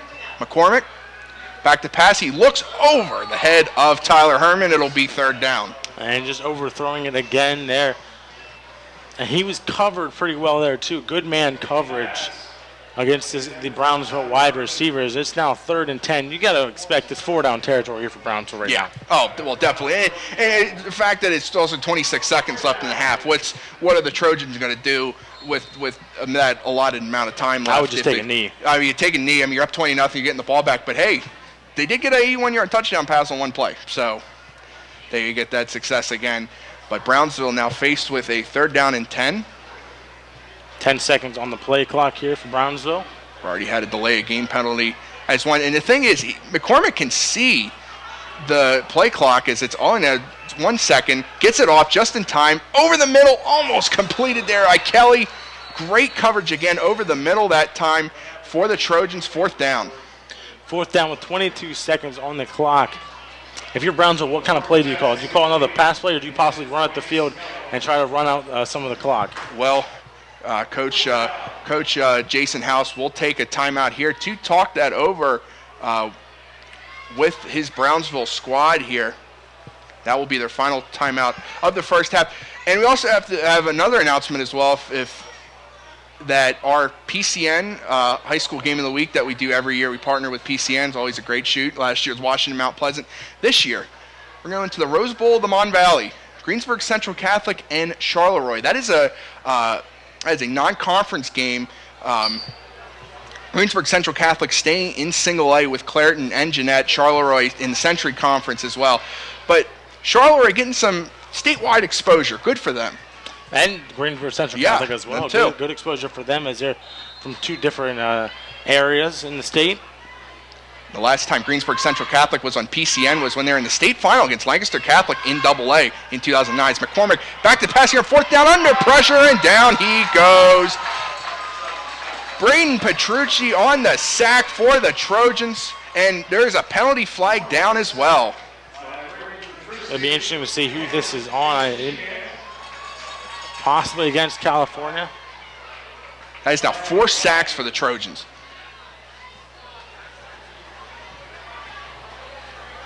And wouldn't that be something if it was actually against California? Yeah, it gives Brownsville new life. 16 seconds left. They don't have any timeouts, though. That's the problem. They knew they kind of thought probably would have passed. I mean, go for it. You're deep enough in California territory and with not a lot of time left that they could have ran something like that. Because the case, if the clock stops, it's not the worst thing in the world. As the official makes the call, holding on who? All right, trying to make sure they get this call right. Is holding against California. Wow. That's a defensive holding. That's a 1st down. That's a 10-yard penalty. And a big break for Brownsville here is they're going to have 16 seconds, but they move a little bit closer to try to get some points on the board. They should be at the 30-yard line. California 30-yard line. That gives them 16 seconds to try to maybe go to the end zone here. Yeah, they're spotting at the 29-yard line here, and with McCormick's arm, he can get to the end zone there from the 29-yard line. See if the wide receivers can possibly make something happen here, shake off the defender or something. You saw Mason Kelly going downfield, another deep threat. DeJour Thomas, David Seton Herman out deep recently as well. But have to deal with no timeouts here. But they will start the clock because remember that was a sack.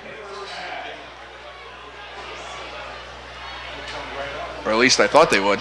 Saw the official's arm going, but the clock's not started. Now it's started. Cormick under pressure, rolls to the right.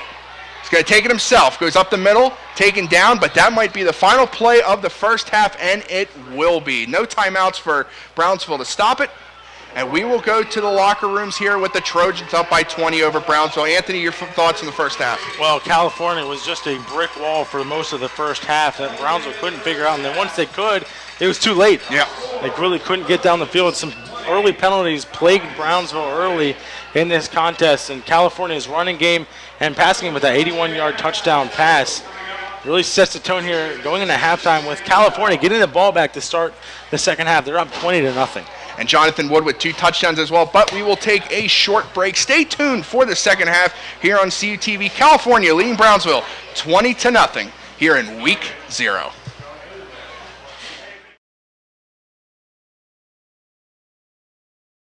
The longest student-produced show on CUTV.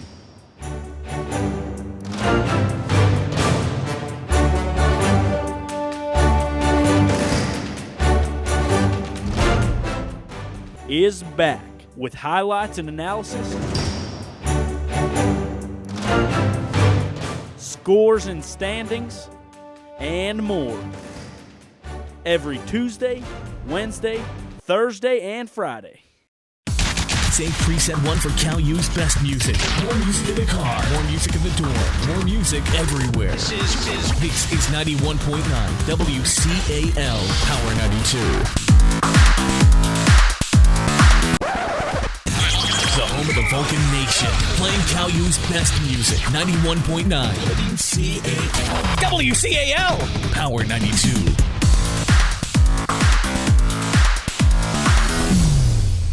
Back for its 3rd season. With more live episodes and brand new games. With host Stephen Ruffing. It's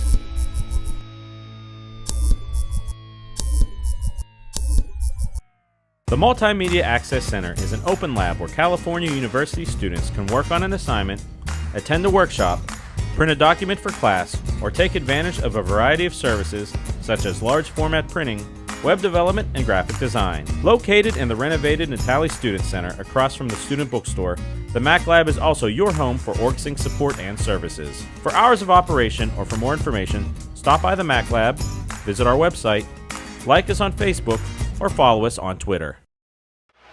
And welcome back to Trojan Stadium. We're about to start the second half of this Week 0 matchup between the Brownsville Falcons and the California Trojans. My name is Matt Hagee. Alongside me is Anthony D'Agostino again. And Anthony, as you see the Friday night lights here of Trojan Stadium, and I'll tell you what, there is nothing better in sports, in my opinion, than the Friday night lights of high school football. Oh, man, it's something you miss when you go to a college atmosphere where it's usually afternoon games.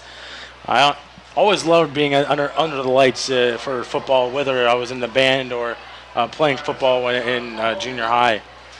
Just a great atmosphere, especially with the electric stands and all these loyal fans, especially out here in the Whitfield. Great fan base out here. There's a lot of people out here tonight since it's such a local matchup, first game of the season. You know, always when the season starts, it doesn't matter how you finished last season or what the experts are predicting for you this season. You start the season 0-0. Everybody at week 1 has a chance to win the Whitfield Championship, and everybody, you can see a lot of excitement here for these fan bases as the season starts here. The Trojans are up 20-0 here, as without teasing our high school football. You mentioned college football. With the Cal Vulcans, we got another slate of games coming up this season, as always. California kicks off in our home of Eastern Pennsylvania at Cheney. This is going to be Cal's first time playing at Cheney or against Cheney, any football game in 2011, and that will be our kickoff game September 10th at 1 o'clock. It will end with the new coach, Gary Dunn, who's, such a tremendous guy, a great hire for the usher Cal football into a new era, and that is his debut game, and I can't be more excited. I can't either. He is probably one of the nicest guys. Seriously, yeah. And really wants to get this football team involved in not only the school but the community Yes. as well.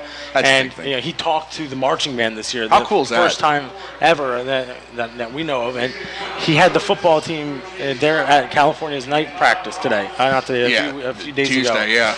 And just, that's something you just haven't seen before. That's really. great. Like that, having a connection between the marching band and the football team is just great stuff. As former marching band member, former Cal band member, I was so happy to see that. As we're going to get started here, Shandon Marshall kicks it off for Brownsville, and it'll be taken by Ryan here as Ryan bounces it out to the left side. Ryan looking for a block, knocked out of bounds, just shy of midfield. And I'll tell you what, Anthony, Coach Joyce Ryan, great return to start this second half here for the Trojans. It was a huge return, and we've seen Brownsville have some pretty good returns now.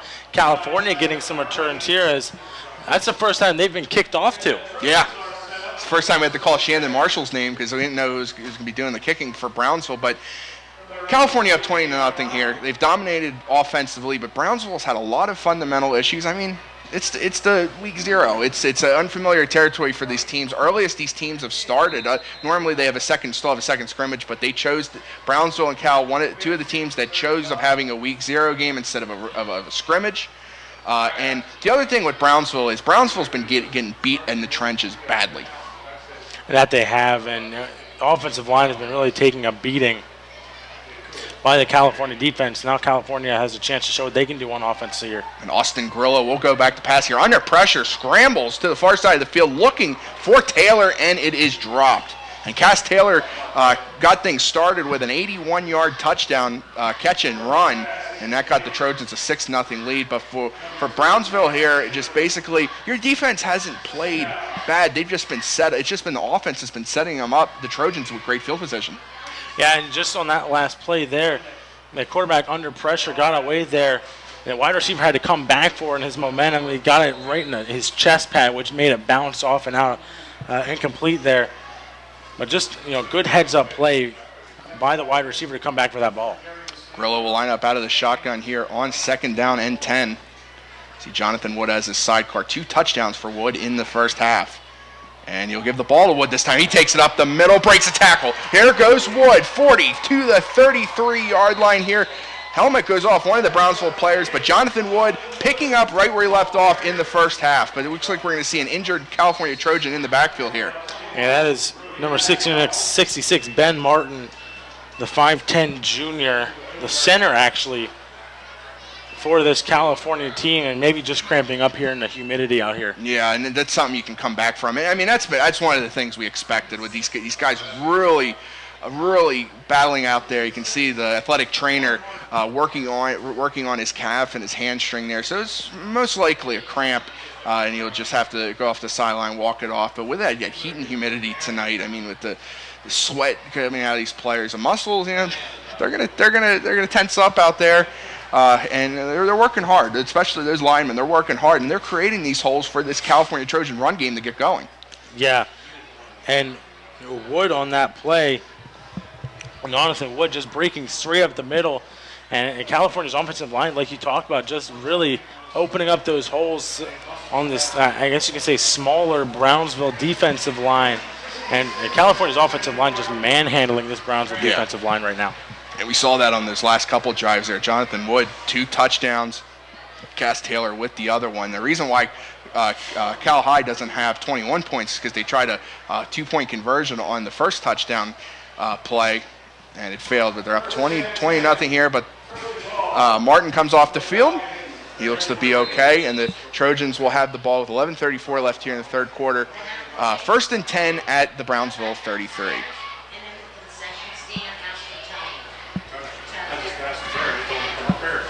Grillo will go under center here.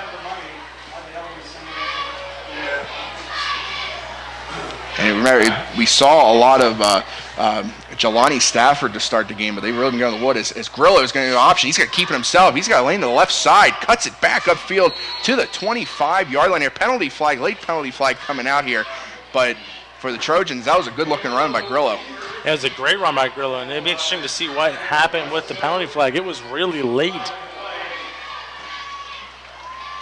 Maybe another personal foul call here. See what the penalties have really been stacking up for Brownsville, but the Trojans had a couple costly penalties that let Brownsville drive at the end of the first half, keep going, where they got inside the 30-yard line of the Trojans, the deepest they've gone all game. Unfortunately for the Brownsville, they ran out of time, but it looks like the penalty will wipe out the good run by Grillo. And it is a personal foul call against California. Referees really running a tight ship here.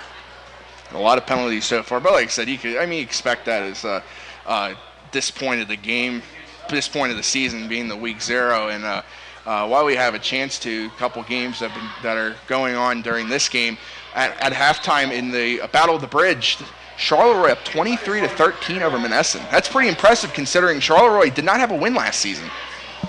No, they didn't. We saw them have a tough loss last year. Just heartbreaking there is. Would have been a big win for them if they were able to have that. Yeah, and the big play in that game as Wood will take it up the middle for about a 2-yard game. The big play in that game, Charleroi senior receiver Trey Duyan ran a punt back. It looked like Charleroi was going to run Derry out of the stadium, but unfortunately for the Charleroi, Duyan ended up getting hurt on their next drive and was lost for the season. And then you lose a talented player like Duyan. Duyan's now at Slippery Rock joining Chicard Berry, but Slippery Rock and Cal really raiding the Whippeal to stack up their rosters now with Dunn and also new coach Lutz up at Slippery Rock. And you're talking about Whippeal players. We saw a picture of the California Falcons squad there. Yeah. And there was a lot of Whippeal players there. And two that we've seen a lot on CTV. Jimmy Pierce and Chad Livingston joining the team. Wall Highlands, yep. And a lot of guys we saw last year on our Game of the Week, South Union Township Game of the Week, as Wood takes the handoff here. But it's great seeing it. I mentioned Caleb Cox earlier for Frazier, and all in that area. One of the big things that Coach Dunn wanted was he wanted to utilize the area, because this is like a great brand. I mean, Whippeal is one of the best, if not the best conferences in all of Pennsylvania. I'd say probably the only conferences that can snack up to what the Whippeal means is Suburban, one out in Philly that has North Penn, and also the Mid-Penn Commonwealth that has Central Dauphin East, and Harrisburg and Bishop McDevitt as well. Bishop McDevitt's a big one, yeah. LaShawn McCoy, previous Eagle player, came out of Bishop McDevitt. Matt Johnson, Noah Spence, former Ohio State player. He's in the NFL now after kind of getting his life back together at Eastern Kentucky. As Grillo goes back to pass here under pressure, and down he goes. Brownsville stacking him up there. We see Marshall as one of the guys down there.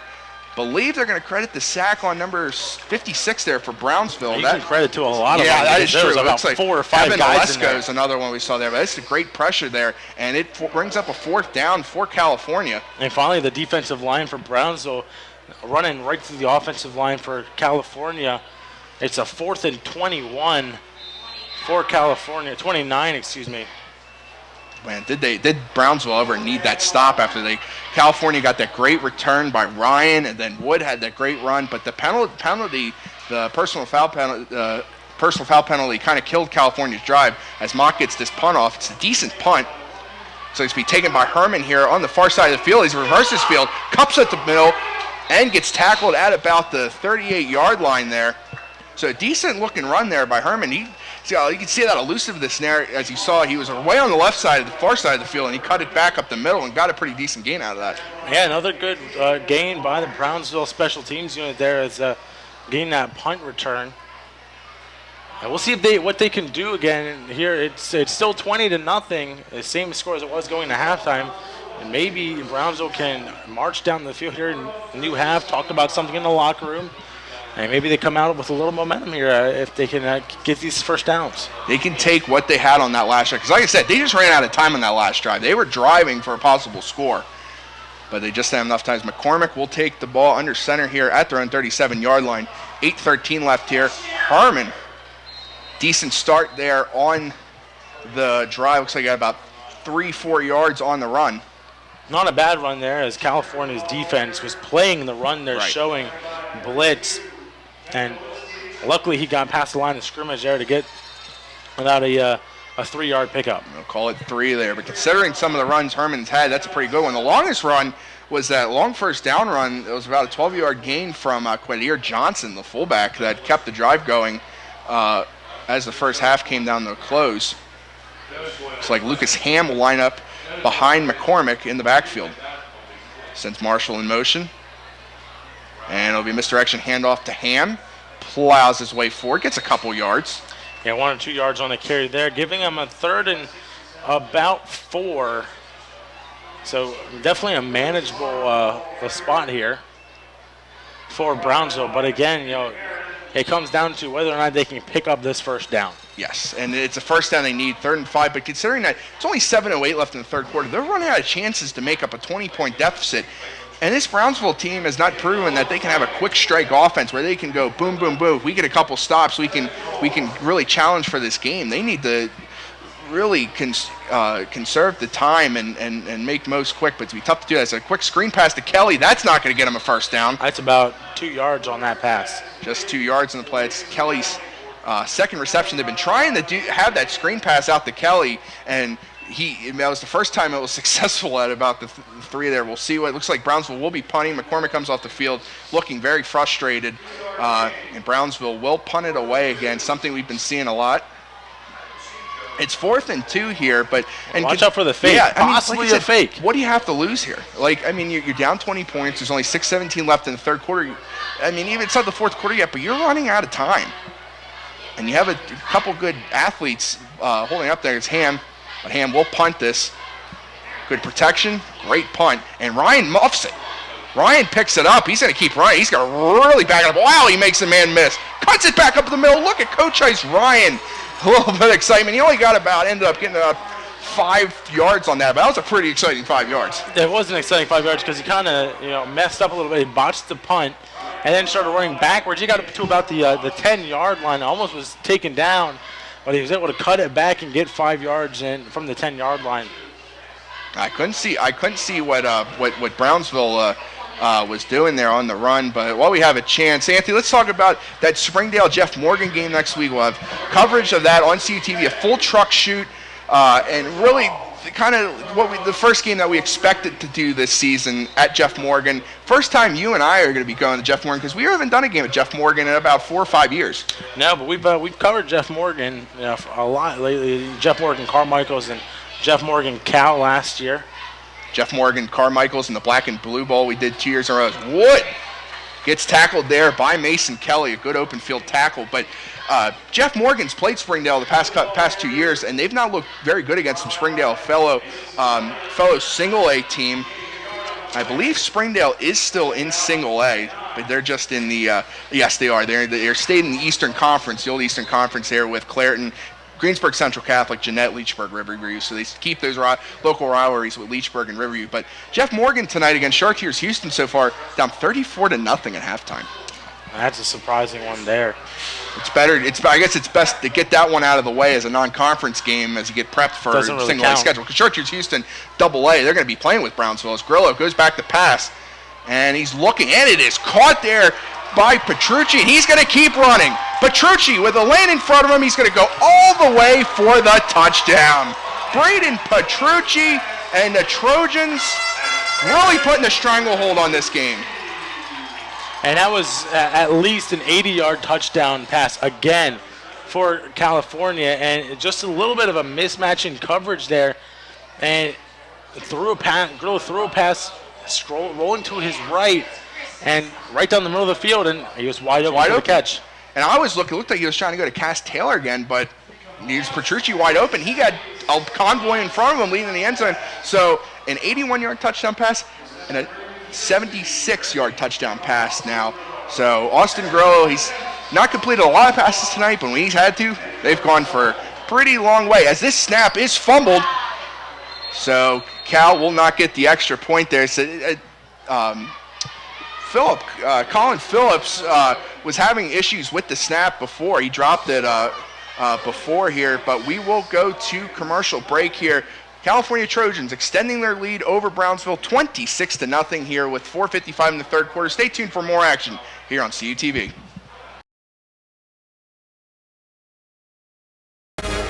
Greensburg Central Catholic at Charleroi. Waynesburg at Southmoreland. Baldwin at Connellsville. Beth Center at Brownsville. Fraser at Bentworth. Bishop Canavan at Carmichaels. The longest running high school coverage in southwestern PA is on CUTV.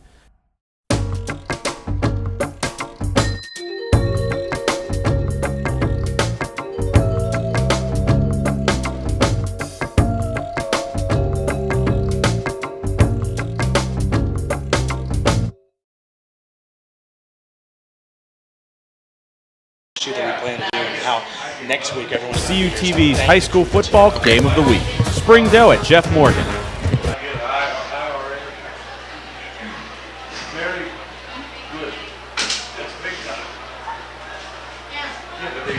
And welcome back to Trojan Stadium here. As we saw in that last drive, the California Trojans now up 26-0 over Brownsville with 40:55 left here in the third quarter. There was an injured Falcon down here on the play. Looks like it was number 20. Looks like 20. That was Lucas Ham on the. He was injured, and he's played a big role in Brownsville's offense tonight. So good to see him get up on his own power.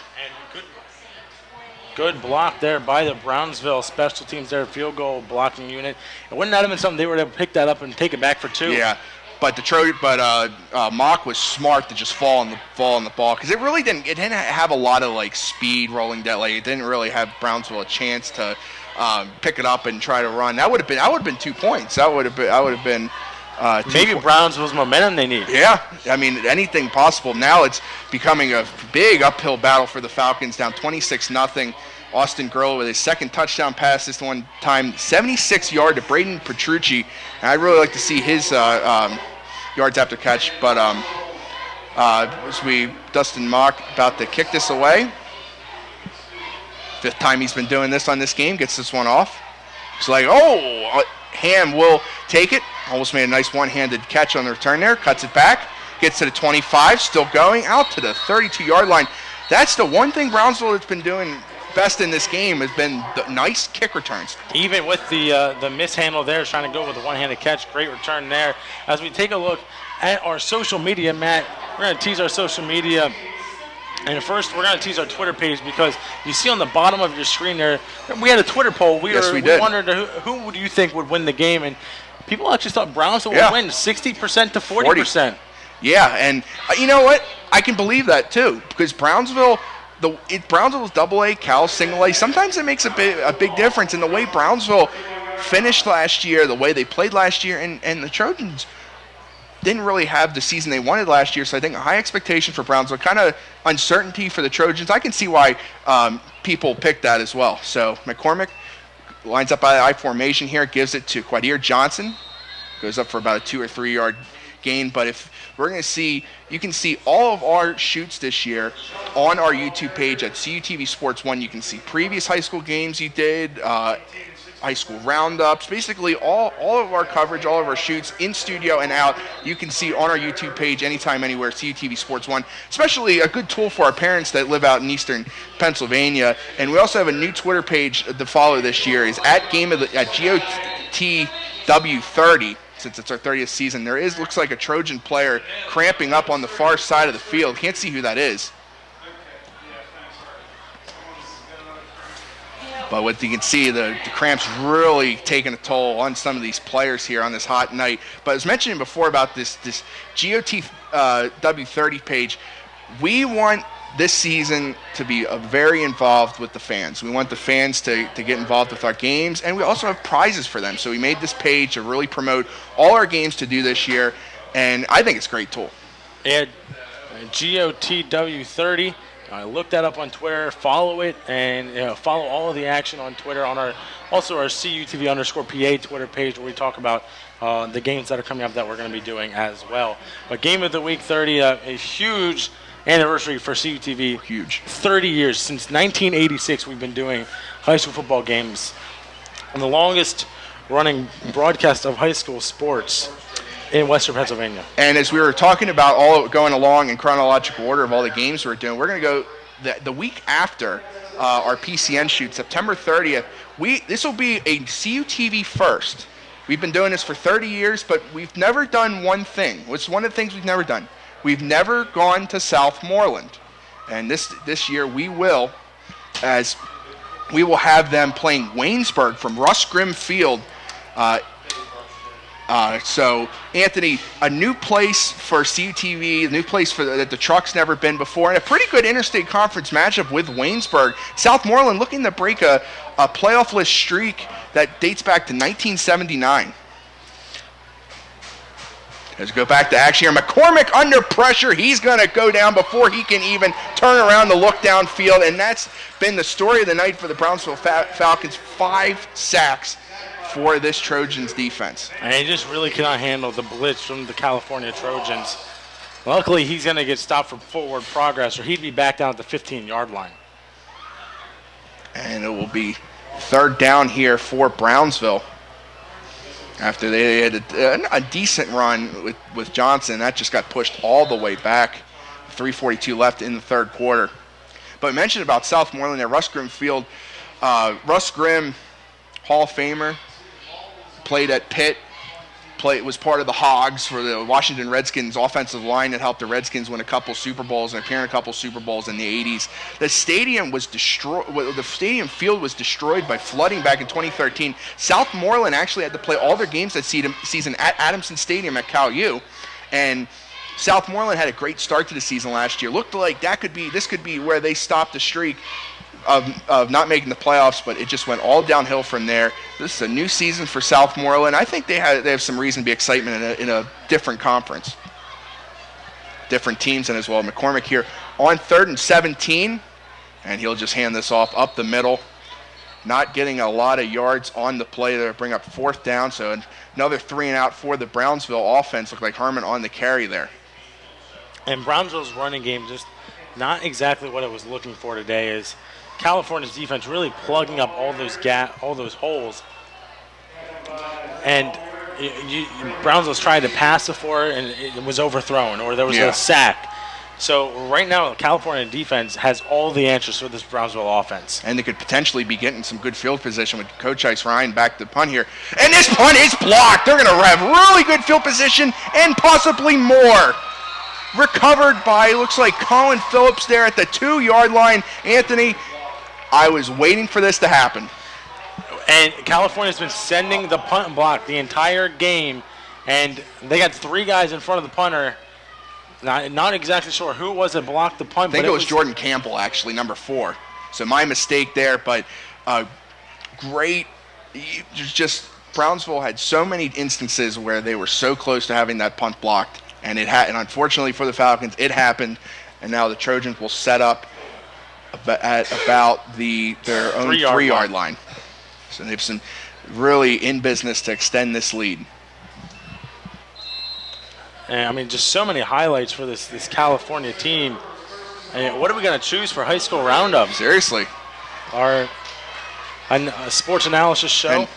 And Anthony, that's all you this year. Yes, Anthony, it you're is. Be bringing on I'm not thinking that I'd be back here, but fortunately enough, sports information director Matt Kiefer, as we see Jonathan Wood here, thought about doing a halfback pass, but he's just going to take it in for his 3rd touchdown of the game, a hat trick, if you will, for Jonathan Wood.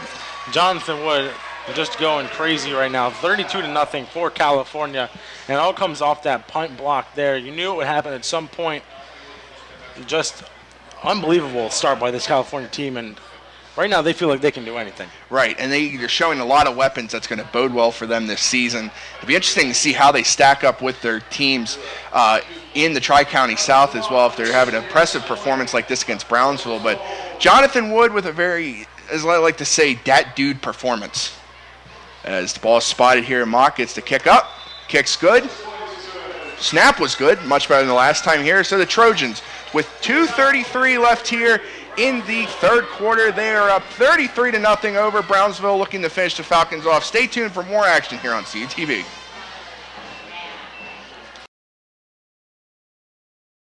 Avella at California. Bell Vernon at Ringgold. Greensburg Central Catholic at Charleroi, Waynesburg at Southmoreland, Baldwin at Connellsville, Beth Center at Brownsville, Fraser at Bentworth, Bishop Canavan at Carmichaels. The longest running high school coverage in southwestern PA is on CUTV.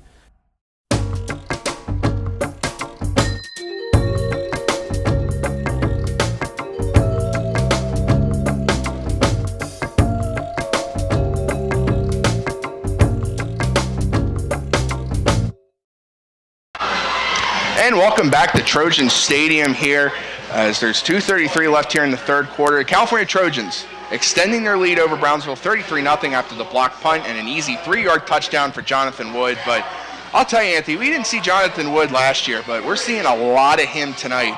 And he's not the biggest kid out in the field, but he's having a heck of a game. He is 5'8", 183 junior for this California team. And we're looking, maybe when we see them again here against Avella, we're going to look to see how he does again. And Mock gets the kickoff here. So he's going to kick it. A couple of guys there. Looks like Marshall's going to take it. Marshall bounces it out to the left side. And a good open field tackle there for California. That was Devin Lawlier. So the Trojans will start at about the 26-yard line. But I was mentioned before, California ran that touchdown play that I graduated undergrad from Cal U, December 2015, and job search was not really going out well, and I was looking to work in college athletics, and because I just love college sports so much, and our sports information director, Matt Kiefer, had a second graduate assistant position open and gave me the call in the summer. And I said, absolutely, couldn't turn it down, come back to Cal, and what a better way to start my career at this school I did all my work at, school that I know the best, I know the players, coaches, and it's great to be back. It's great to be able to do not a lot as CTV coverage as I used to do, but fortunately enough, 4 high school games I'm looking to do this year. As McCormick back to pass here, overshoots everybody. He was looking for Herman over the middle there. And he overshoots him because, again, California coming in with the rush. Had 2 guys right in front of his face. He had no other choice or to take the sack. Yeah, he had to get that off. And I'm sure McCormick's getting tired of getting dropped in the backfield there, and they're just trying to get something going. He's also just got such a laser pass there over the middle. Be second down and 10, 2:21 left here in the third quarter. Just trying to get at least something going here, but as the Trojans continue to extend this lead, we might see the Trojans start throwing in some of the backups as this ball is handed off here. Herman breaks a couple tackles, loses the ball, and the penalty flag comes down late here in the backfield. Looks like Herman recovered the ball. That just would have been even more disastrous for Brownsville if another turnover. It's going to be interesting to see if this is on Brownsville or not, because it looked like there was a late hit there. After the play, like there was some sort of argument going on. Yeah, I saw Jelani Stafford kind of put his arms up if he was involved in some way of why the penalty flag was. There's a late flag after Herman was tackled after he recovered the fumble. Almost lost the ball there, giving California a prime field position. Another turnover. That's not what. Unsportsmanlike conduct, ejection on Brownsville. Oh, He's my gone. goodness. Who got tossed? Looks like number 56 for Brownsville. That's Evan Alexco. Oh, man. The sophomore offensive lineman. Oh, my goodness. That must have been something fierce. I did not see what was going on there. I believe what the official showed, maybe, I guess you can say 2 flaps of the arms. Like he got called for 2 unsportsmanlike conduct penalties. Wow. And if you get your second one, you're tossed. Yep. So he might have gotten 2 in one bout. And that's just a trying night for Brownsville. And you just got to think that's just frustration. Yeah, it is. Right now. Oh, and absolutely. I can see why these Falcons players are frustrated. Sometimes you just got to keep your cool. And Alesco was doing a pretty good job out there as well tonight. So tough break for the Falcons. They send in Floyd Miller, freshman, to take Alesco's spot on the offensive line here. And again, Brownsville just loses another down here, as they'll be faced with a 3rd down and 10. I formation. McCormick hands ball up to Herman, tries to bounce out the left side. He does. Looking for a block, breaks a couple tackles, gets close to the first down, but still short of the first down. It'll be a 4th down for Brownsville. 4th down and about 3 for Brownsville. They're going to keep their... No, they will be sending out the punting unit again. As it looked like the head coach, Jason House, might have been talking to a play to Jake McCormick, but that will not be the case. They'll be sending out the punting unit again. Look out again. Yep. California may be sending them. Absolutely, and you know, in that case, I mean, I wouldn't have minded at all if Brownsville would have went for it on 4th down. Again, what do you have to lose? You're only 2 yards away from the 4th down. You're down 33 points in the 3rd quarter, and your punt just got blocked. So if Coach House didn't trust his blocking unit, but Ham gets this one off here. Coach Ice Ryan takes the ball, tries to reverse his field, breaks a tackle, cuts it back, plows over a man at the 33-yard line there. Coach Ice Ryan's had a couple fun kick returns. They're not getting a lot of yards. He's not going for a touchdown, but he's exciting to watch. That one of these times that maybe this season, hey, he might break one of those. And he's a freshman. Yeah. He's a freshman out here for California. And 2 young teams. Really 2 young teams here. And Coach Ryan doing all this right now as a freshman. Can't wait to see what he does as he progresses through his tenure here at California. And he's going to might become a big stagnant of this offense because you lose Cass Taylor this year. He's a senior. Braden Petrucci, who had that 76-yard catch and run, he's a junior, so he'll come back. But having a freshman like that, he's going to go a long way in the future. He's going to get a lot of playing time with being a small roster that California has as being a single-A school. So they'll start here at their own 33-yard line. 55 seconds left here in the 3rd quarter, up 33-0. Grillo is going to hand off to Stafford. Stafford gets about a yard or 2. It'll bring up 2nd down. So it's Stafford he was the lone tailback there. Interesting to note, too, we saw last time we saw an ejection was at the Fraser Best Center game 2 years ago, right. I believe. Yep. And those players actually had to leave the premises. Yeah.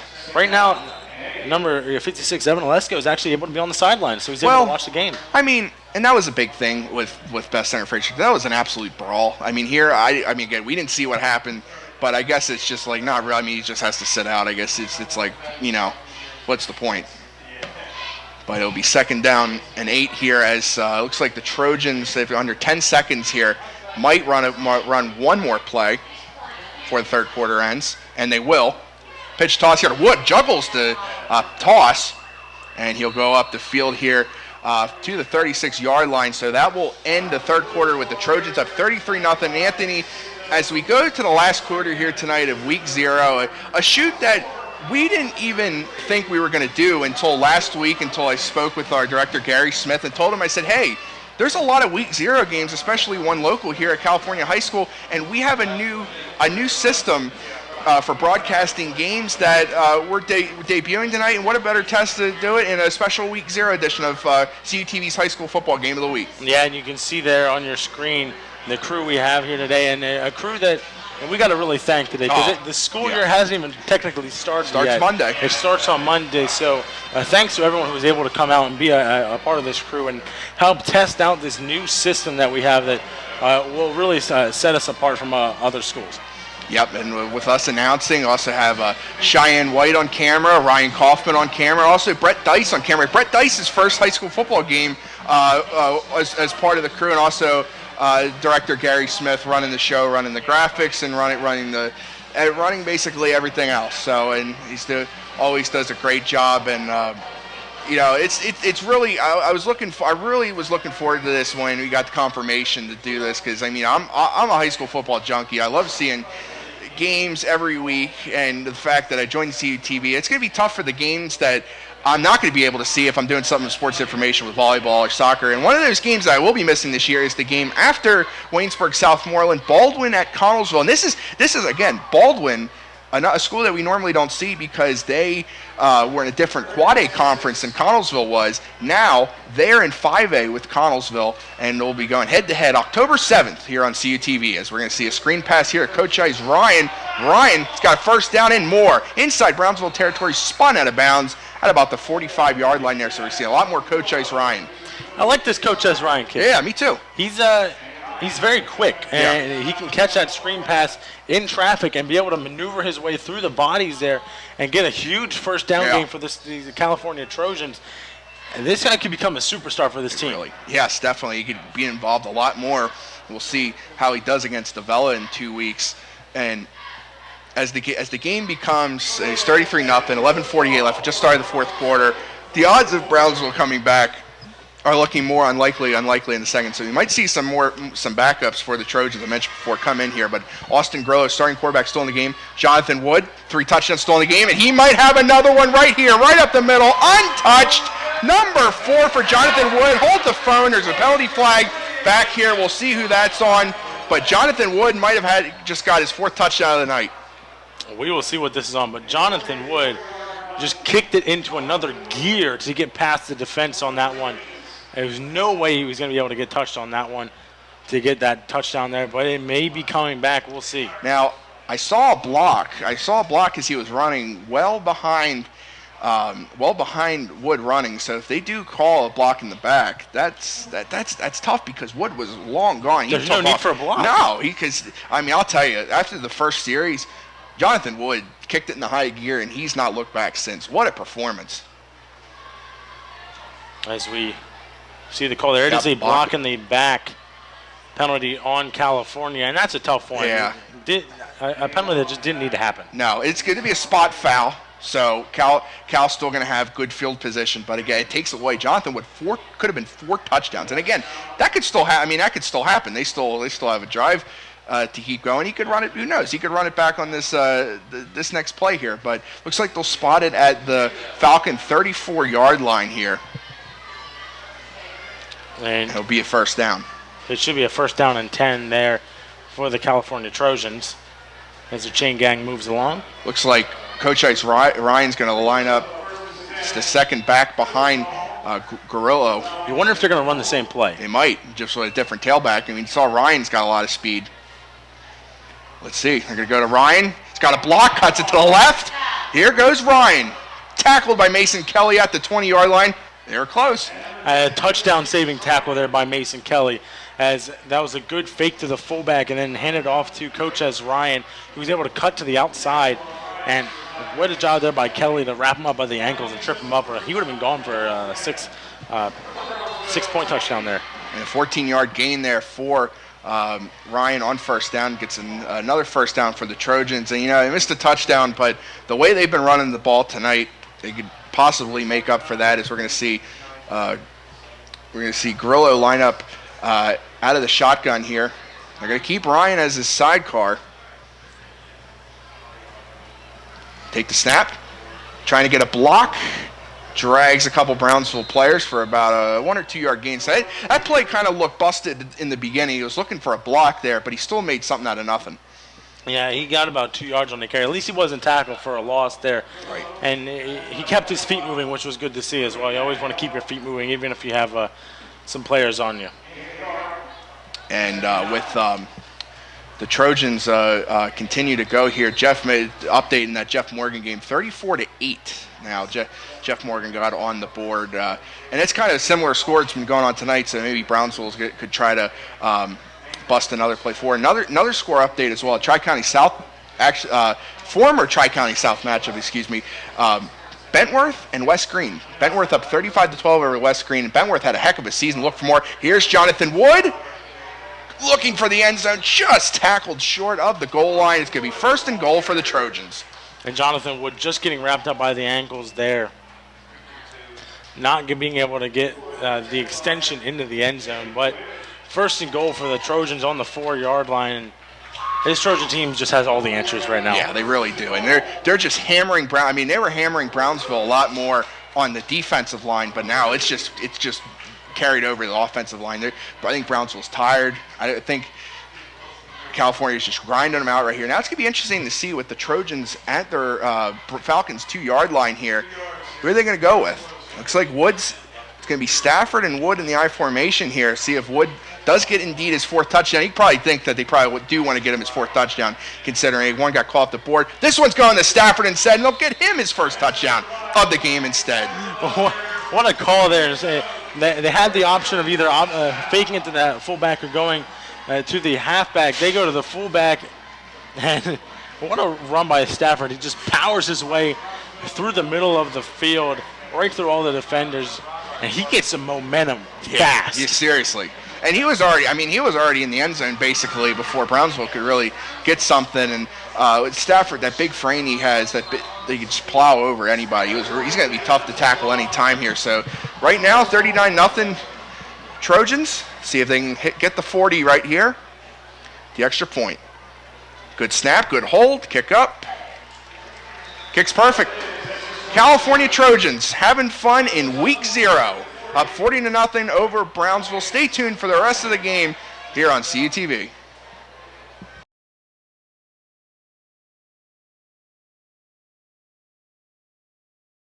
Back for its 3rd season.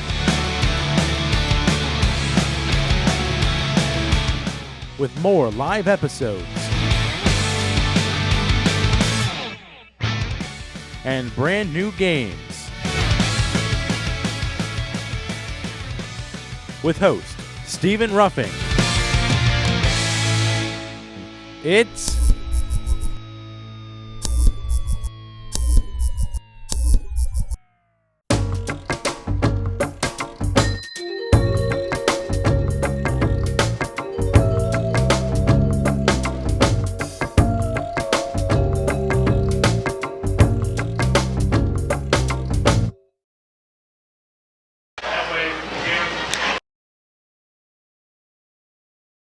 back for its 3rd season. A 2-yard run from Jelani Stafford, his 1st touchdown of the game. And Anthony, unfortunately for Brownsville, that touchdown kicked in the mercy rule here, so it's going to be a running clock the rest of the game. And last time I saw a mercy rule here at California was when they played Clarendon. That's a game that Trojan fans want to forget real quick. That was your first high school game. But that was the opposite end of the spectrum. Yeah. California is now giving the opposing team the mercy rule. And you know what? And like I said I was saying that about Jeff Morgan in their game here, as we're going to see Chandon Marshall take a kick here. Decent return out to about the 34-yard line. Brownsville, it's not a conference game, so they still have time to come back here. And let's take a look at our next games once again. Next week, Springdale, Jeff Morgan mentioned it before. Jeff Morgan looking to take some revenge back on Springdale Belts. Back from Chartiers Houston tonight, and we'll probably have a poll for that as well. So you think Springdale's going to keep up the streak against Jeff Morgan or Jeff Morgan now? Then our first soccer game of the year. We didn't get to do any soccer games because fortunately the weather, Mother Nature didn't work out with us. But Cal, Seton Hill, and women's soccer. And if a Cal Seton Hill women's soccer game can go like any of the other Cal Seton Hill games we've called in different sports, that's going to be really exciting. Yeah, it really could be. And we saw Seton Hill football last year. Seton Hill, really good team coming into that game. California really knocking them off their horse there. And it was a tight game, and California finally broke away with it. But first time doing a soccer game for 2 years now. Yeah. We did one 2 years ago. Last time we did a soccer game was last women's game we did was IUP and Cal, and that was a game where I had to run up a hill and came up out of breath against IUP. So that's good. That's going to be a great game, big rivalry there. And then our football game, our first Cal Vulcan football game, the debut of the Gary Dunn era, California at Cheney, and can't be more excited for that. As much it's not used. I'm not used to seeing Cal playing kind of like the bottom of the PSAC East. I'm used to Bloomsburg and Shippensburg the past couple of years, but Cheney still got to win that game. There's nothing about that. Any game's tricky, especially any road game. So California starts it off on the road against Cheney. We'll be having all that coverage for you on CUTV. It'll actually be a Wirecast shoot. Yes, and as will that soccer game. So. We also are looking at possibly having a live streaming capability on our YouTube page, CUTV Sports 1. So keep an eye on our Twitter page, Facebook page, as well as we will say what games, if we can, do a live stream on our YouTube page through our Wirecast system, and even truck shoots, even away games for California Vulcans football. And looks like the Trojans called a timeout here with 9:15 left in the game, and the Gary Dunn home debut will be a week later on September 17th against Millersville, a local school to us. More so you than me. About 10 minutes away from my house there, Matt. Basically, yeah. Millersville, I was there a couple years ago with Creighton Rabs and Cody Jeanette doing highlights for that game. So it'll be great to see a school close to us come back. And the next time we'll have Brownsville on our high school football game of the week. We love Falcon Stadium in Redstone Field, and Brownsville, they're going to play Beth Center. That's going to be, that's exciting. Beth Center, Brownsville. It's a game that I feel like Brownsville might match up better against Beth Center, with Beth Center having basically a whole new team and a new coach. Now, we thought Brownsville might match up well with California here today, and it came out just a little flat against this California team. And again, but that's going to be in October. They're going to be more seasoned. They got a lot more practice under them, so we'll see. As this ball handed off here to Quadir Johnson. And that is Brownsville senior night, and we've actually been to Brownsville senior night the last 2 seasons. The Dairy game was, and also the Dairy PCN shoot 2014 and the Bergenstown last year, last game of the season. But this is big right here because this is something we're gonna bring back again on our game of the week coverage. One of my favorite things to do is the hot dog score. Brownsville Falcons concession stand is the defending concession stand hot dog score and why champions. is that, Matt? Because they gave me a nice mug last year, coffee mug that I needed last year. They have Falcon fries, and they also have fried Oreos. But you know who else has fried Oreos? Cal High School. And the team that the concession stand they beat for it, Cal High School. As Tyler Herman has a nice run here for Brownsville, bounces it out to the right side, gets into Cal territory. One man to beat. He runs by everybody. Tackled at the 10-yard line there. A touchdown saving tackle there by Colin Phillips. But Tyler Herman brings the Brownsville faithful to their feet. Finally. It took 3 quarters, basically, for Brownsville to get a huge run, and a great blocking by Brownsville, and a lucky break there for California to save that touchdown. Brownsville is in the red zone now for the first time in this game. Can they delete the shutout? Yes, and that's that. You know what? That'd be a nice moral victory for Brownsville to get that touchdown, not have that labeled as this game labeled as a shutout. Man, Tyler Herman, we've been waiting all night for him to have a big play, and there it was. That's a lot of speed. He outran like 5 people there, and Colin Phillips there with a great open field tackle. So Brownsville, first and goal from the Trojan 9-yard line. McCormick back to pass. He looks. He fires. Incomplete. He was looking for Shandon Marshall there. Kind of a screen pass looking play there. So Brownsville second down and goal. And that was just underthrown there. Kind of threw behind him as he was running that slant route. Just threw behind him. Didn't have a chance to really make a catch there. And as we go under 7 minutes here in the fourth quarter with Brownsville, it'd be nice. You could see to go back to the running game here. They've had a couple nice short passes, a couple maybe like a halfback screen or something like that.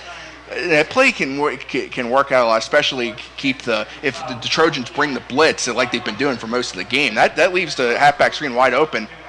This ball is handed off here. So I believe that was Quadir Johnson again, the fullback. He's getting a couple carries. And it gets him about a yard on the carry. So it'll be third down and looks like 8 yards. So there's still got ways to go here. And it's not like, they have to get to the end zone. They can't not get in the end zone. Can't state the obvious enough there for these goal situations. Now, if it's fourth down, would you kick the field goal, get the points, or would you end up going to the end zone? McCormick pitches it out to Herman. Herman cuts it back, and touchdown, Brownsville. Never mind the field goal. Yeah, I was about to answer that after the play, but Tyler Herman there, great pitch, great couple moves. Brownsville's fans has something to cheer for. I can hear their coaches in the other room. That's great to see. And as you said before, it's a moral victory right now. The game is over, but it also boosts your confidence that you're not that bad. You ran into a wall of California. You just couldn't break them, and then you finally did with Tyler Herman. He didn't get the touchdown, but on that third down play, he gets his touchdown. Yeah. And that's great to see, especially, for the senior as well. And he's been through a lot with this Brownsville team. He's part of the new era that Jason House brought in last year and made some great plays past couple years. And he's actually going to be the holder here for Shandon Marshall. Ball spotted, kicks up, and good.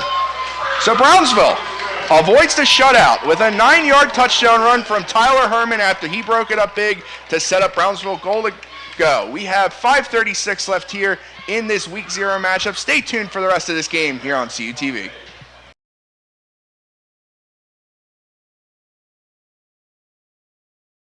CUTV News Center is California University of Pennsylvania's award-winning student television newscast. Your source for live, local, late-breaking news. Forecast from the CalU Weather Center. The region's latest entertainment news. Vulcan sports highlights and regional scoreboards with television news coverage you can't get anywhere else. Watch it live Thursdays on CUTV and on demand. CUTV News Center. Online all the time.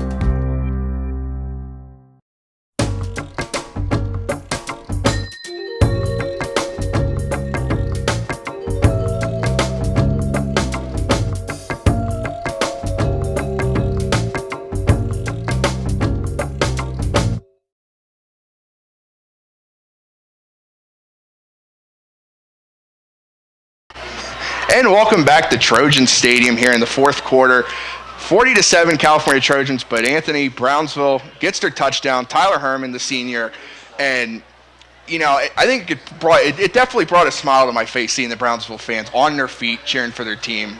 Finally, something to cheer about. They got a lot of love for their Brownsville faithful. As we saw that when they played Bentworth last season. Yes, yeah, definitely, and. Marshall kicks this off. Second time he's been able to do that. Coach Ice Ryan back on the return here, and he can break it loose, and he might have it right here.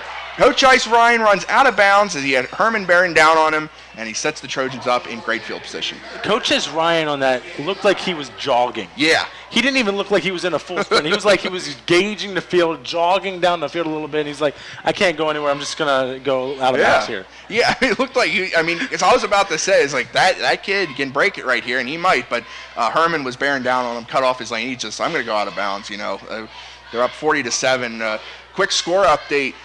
In the Battle of the Bridge, Charleroi up 23-21 over Monessen. So that's good. That game could become an instant class. And our good buddy Cal U and Cal Times along, Jose Negron covering the game for the Mon Valley Independent. I look forward to reading that article. Yeah, he's a great writer. You know what? I credit him to get my start at Cal Times. He was sports editor when I came in. He helped usher me in to be the sports editor for one semester. I'm forever grateful how he kind of kickstarted my journalism career.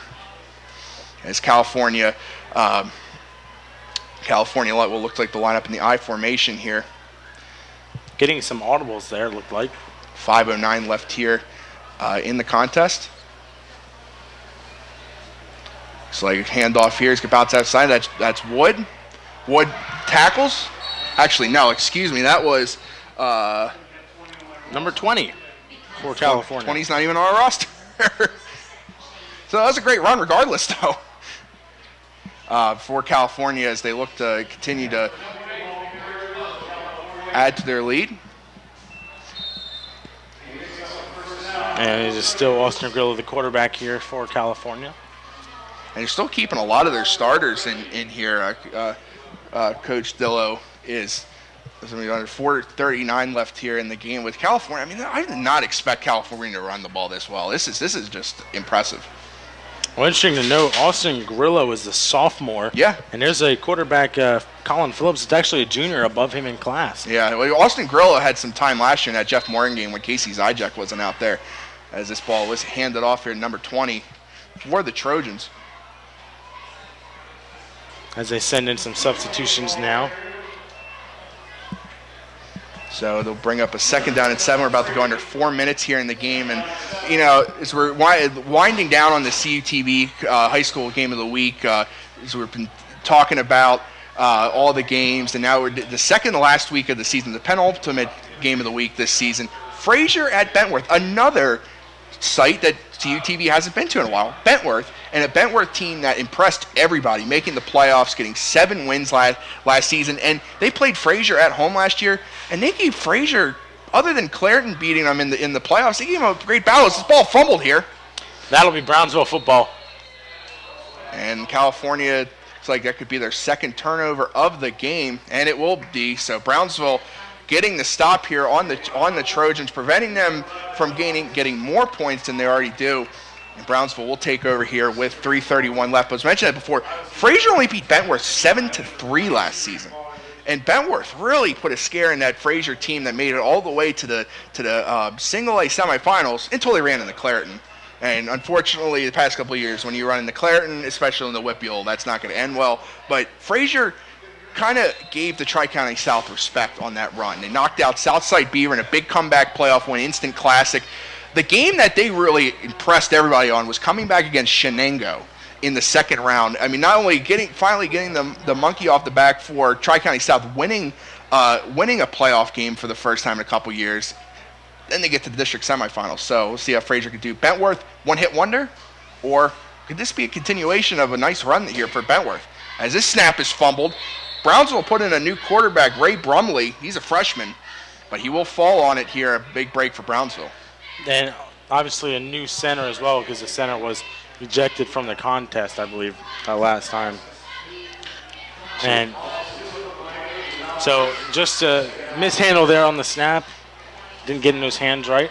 So it'll be second down and 12 for the Brownsville Falcons. And 2:44 left here in the ball game. Here will bring up second down and 12. Looks like Quadir Johnson behind Brumley.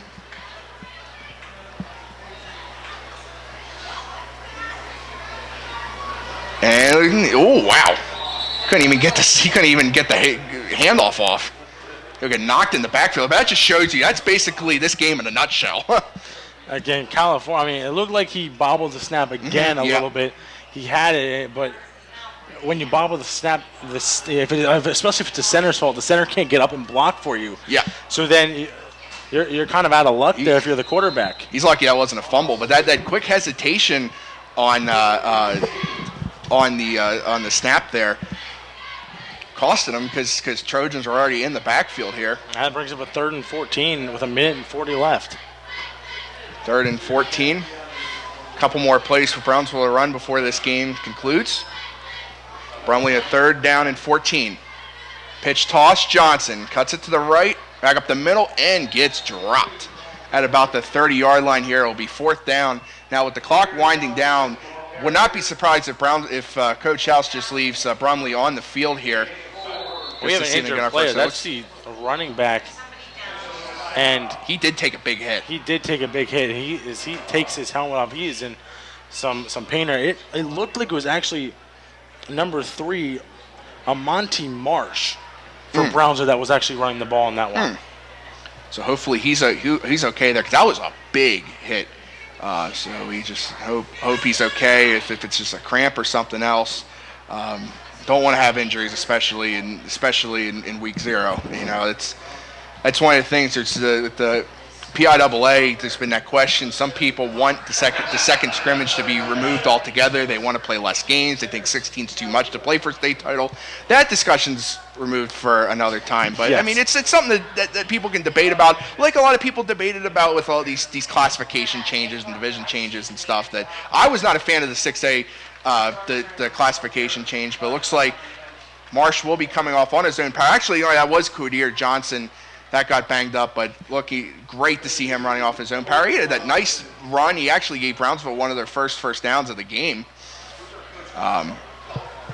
And with Brownsville wrapping this game up, how we will wrap up our CUTV High School Game of the Week season will be at Carmichael's. Carmichael's, one of our favorite places to go. They will be playing a team that, again, we haven't had them on in a while. Bishop Canavan. Bishop Canavan. Moving into, we mentioned before, they're moving in to single A. They play in the Eastern Conference. It's a non-league game with Clareton Greensburg Central Catholic. Bishop Canavan made it to the second round of their playoffs last year in single A. They beat Greensburg Central Catholic, who's now their division rival for them. This pitch toss here to Ham. Ham cuts to the left side. He's going to be brought down just before the first down yardage here. And California will take over on downs with 48 seconds left, and they'll just run this one out and get the victory. And you got to just take a knee here, but this California team kind of impressed us today with just how they handled this game, this week 0 game. Didn't know how they would handle it. Basically a second scrimmage, but it counts for standings, an exhibition game, non-conference game. And they were a brick wall that Brownsville couldn't figure out until about 8 minutes left to go in the fourth quarter after being down 40-0. And as we'll be seeing California in 2 weeks, like we mentioned before, again against Avella. Avella played a week 0 game today against Western Beaver, and they lost 12-6 in that non-conference game. Avella, what a great story they were a couple years ago, making the playoffs after almost losing their team altogether. We got to see Avella play Carmichael's last year. They held their own for the most part in that game, but they'll be staying as a Tri-County South rival and get Avella some more exposure here on CUTV. And always great coming to California High School. It's the concession stand or just a beautiful field. Just looking, it was just like looking in the background here. It's now dark out in the fields. You can see a great view of the rolling hills here, the Mon Valley. Wonderful, wonderful stadium. One of my favorites. Actually, the first high school football game I ever came to out here in Western PA was at Trojan Stadium against Mapletown in 2011. So Mine was California Clarendon. Yeah. First time doing stuff for CUTV. And while the sun is in your eyes, however, when it's a nice kind of partly cloudy day, there's a beautiful sunset over the rolling hills. Yes, there is. And that Mapletown game, they actually won. So that was great. That was a CUTV game as well. So that's actually what CUTV was, and it's been great. Is this final score here from Trojan Stadium will be 40-7. California grabs the week 0 win over Brownsville. And again, we got to just thank the crew here again today. Wonderful job. Thank the crew. Gary Smith, our director and producer. Cheyenne on camera and monitoring the audio. Brett Dice on camera, monitoring the audio, and Ryan Kaufman running camera as well today. And Matt, it's been great announcing with you again. Great to be back. And it's not going to have a lot of opportunities to announce. I want you. I want you guys undergrad to call the games. I've had my time, and now it's your turn to carry the torch. And with you, Danny Beck, Steve Ruffing, I'm really looking forward to see what you guys do on High School Roundup and calling these games this season. And if I come back on the headset again, looking forward to the opportunity. But we're going to have a great season on our hands, and what an exciting way to start here tonight, week 0, and this broadcast testing everything out. A successful job done by our entire crew. So that will do it here for Trojan Stadium. Your final score, California with a week 0 victory over Brownsville, 40-7. They will kick it off next week against Fort Cherry on the road. And then Brownsville, they will open the season. Actually at home against Bentworth. And for us, we're going to be in Jeff Morgan next week. We're going to be in Jefferson next week for Springdale at Jeff Morgan. Should be a great matchup, a kind of a unique matchup brought to CUTV this year. And then mentioned before, Cal's women's soccer coming up in 2 Wednesdays from now on the 7th. And then Cal Cheney on September 10th. First game in the Gary Dunn era, all live, you can see on CUTV. So, for Gary Smith directing and producing, Cheyenne White, Brett Dice, and Ryan Kaufman on the camera, and Anthony D'Agostino, my name is Matt Hagee. Thank you for watching the debut of CUTV's 30th season of calling high school games from California High School. Good night, everybody.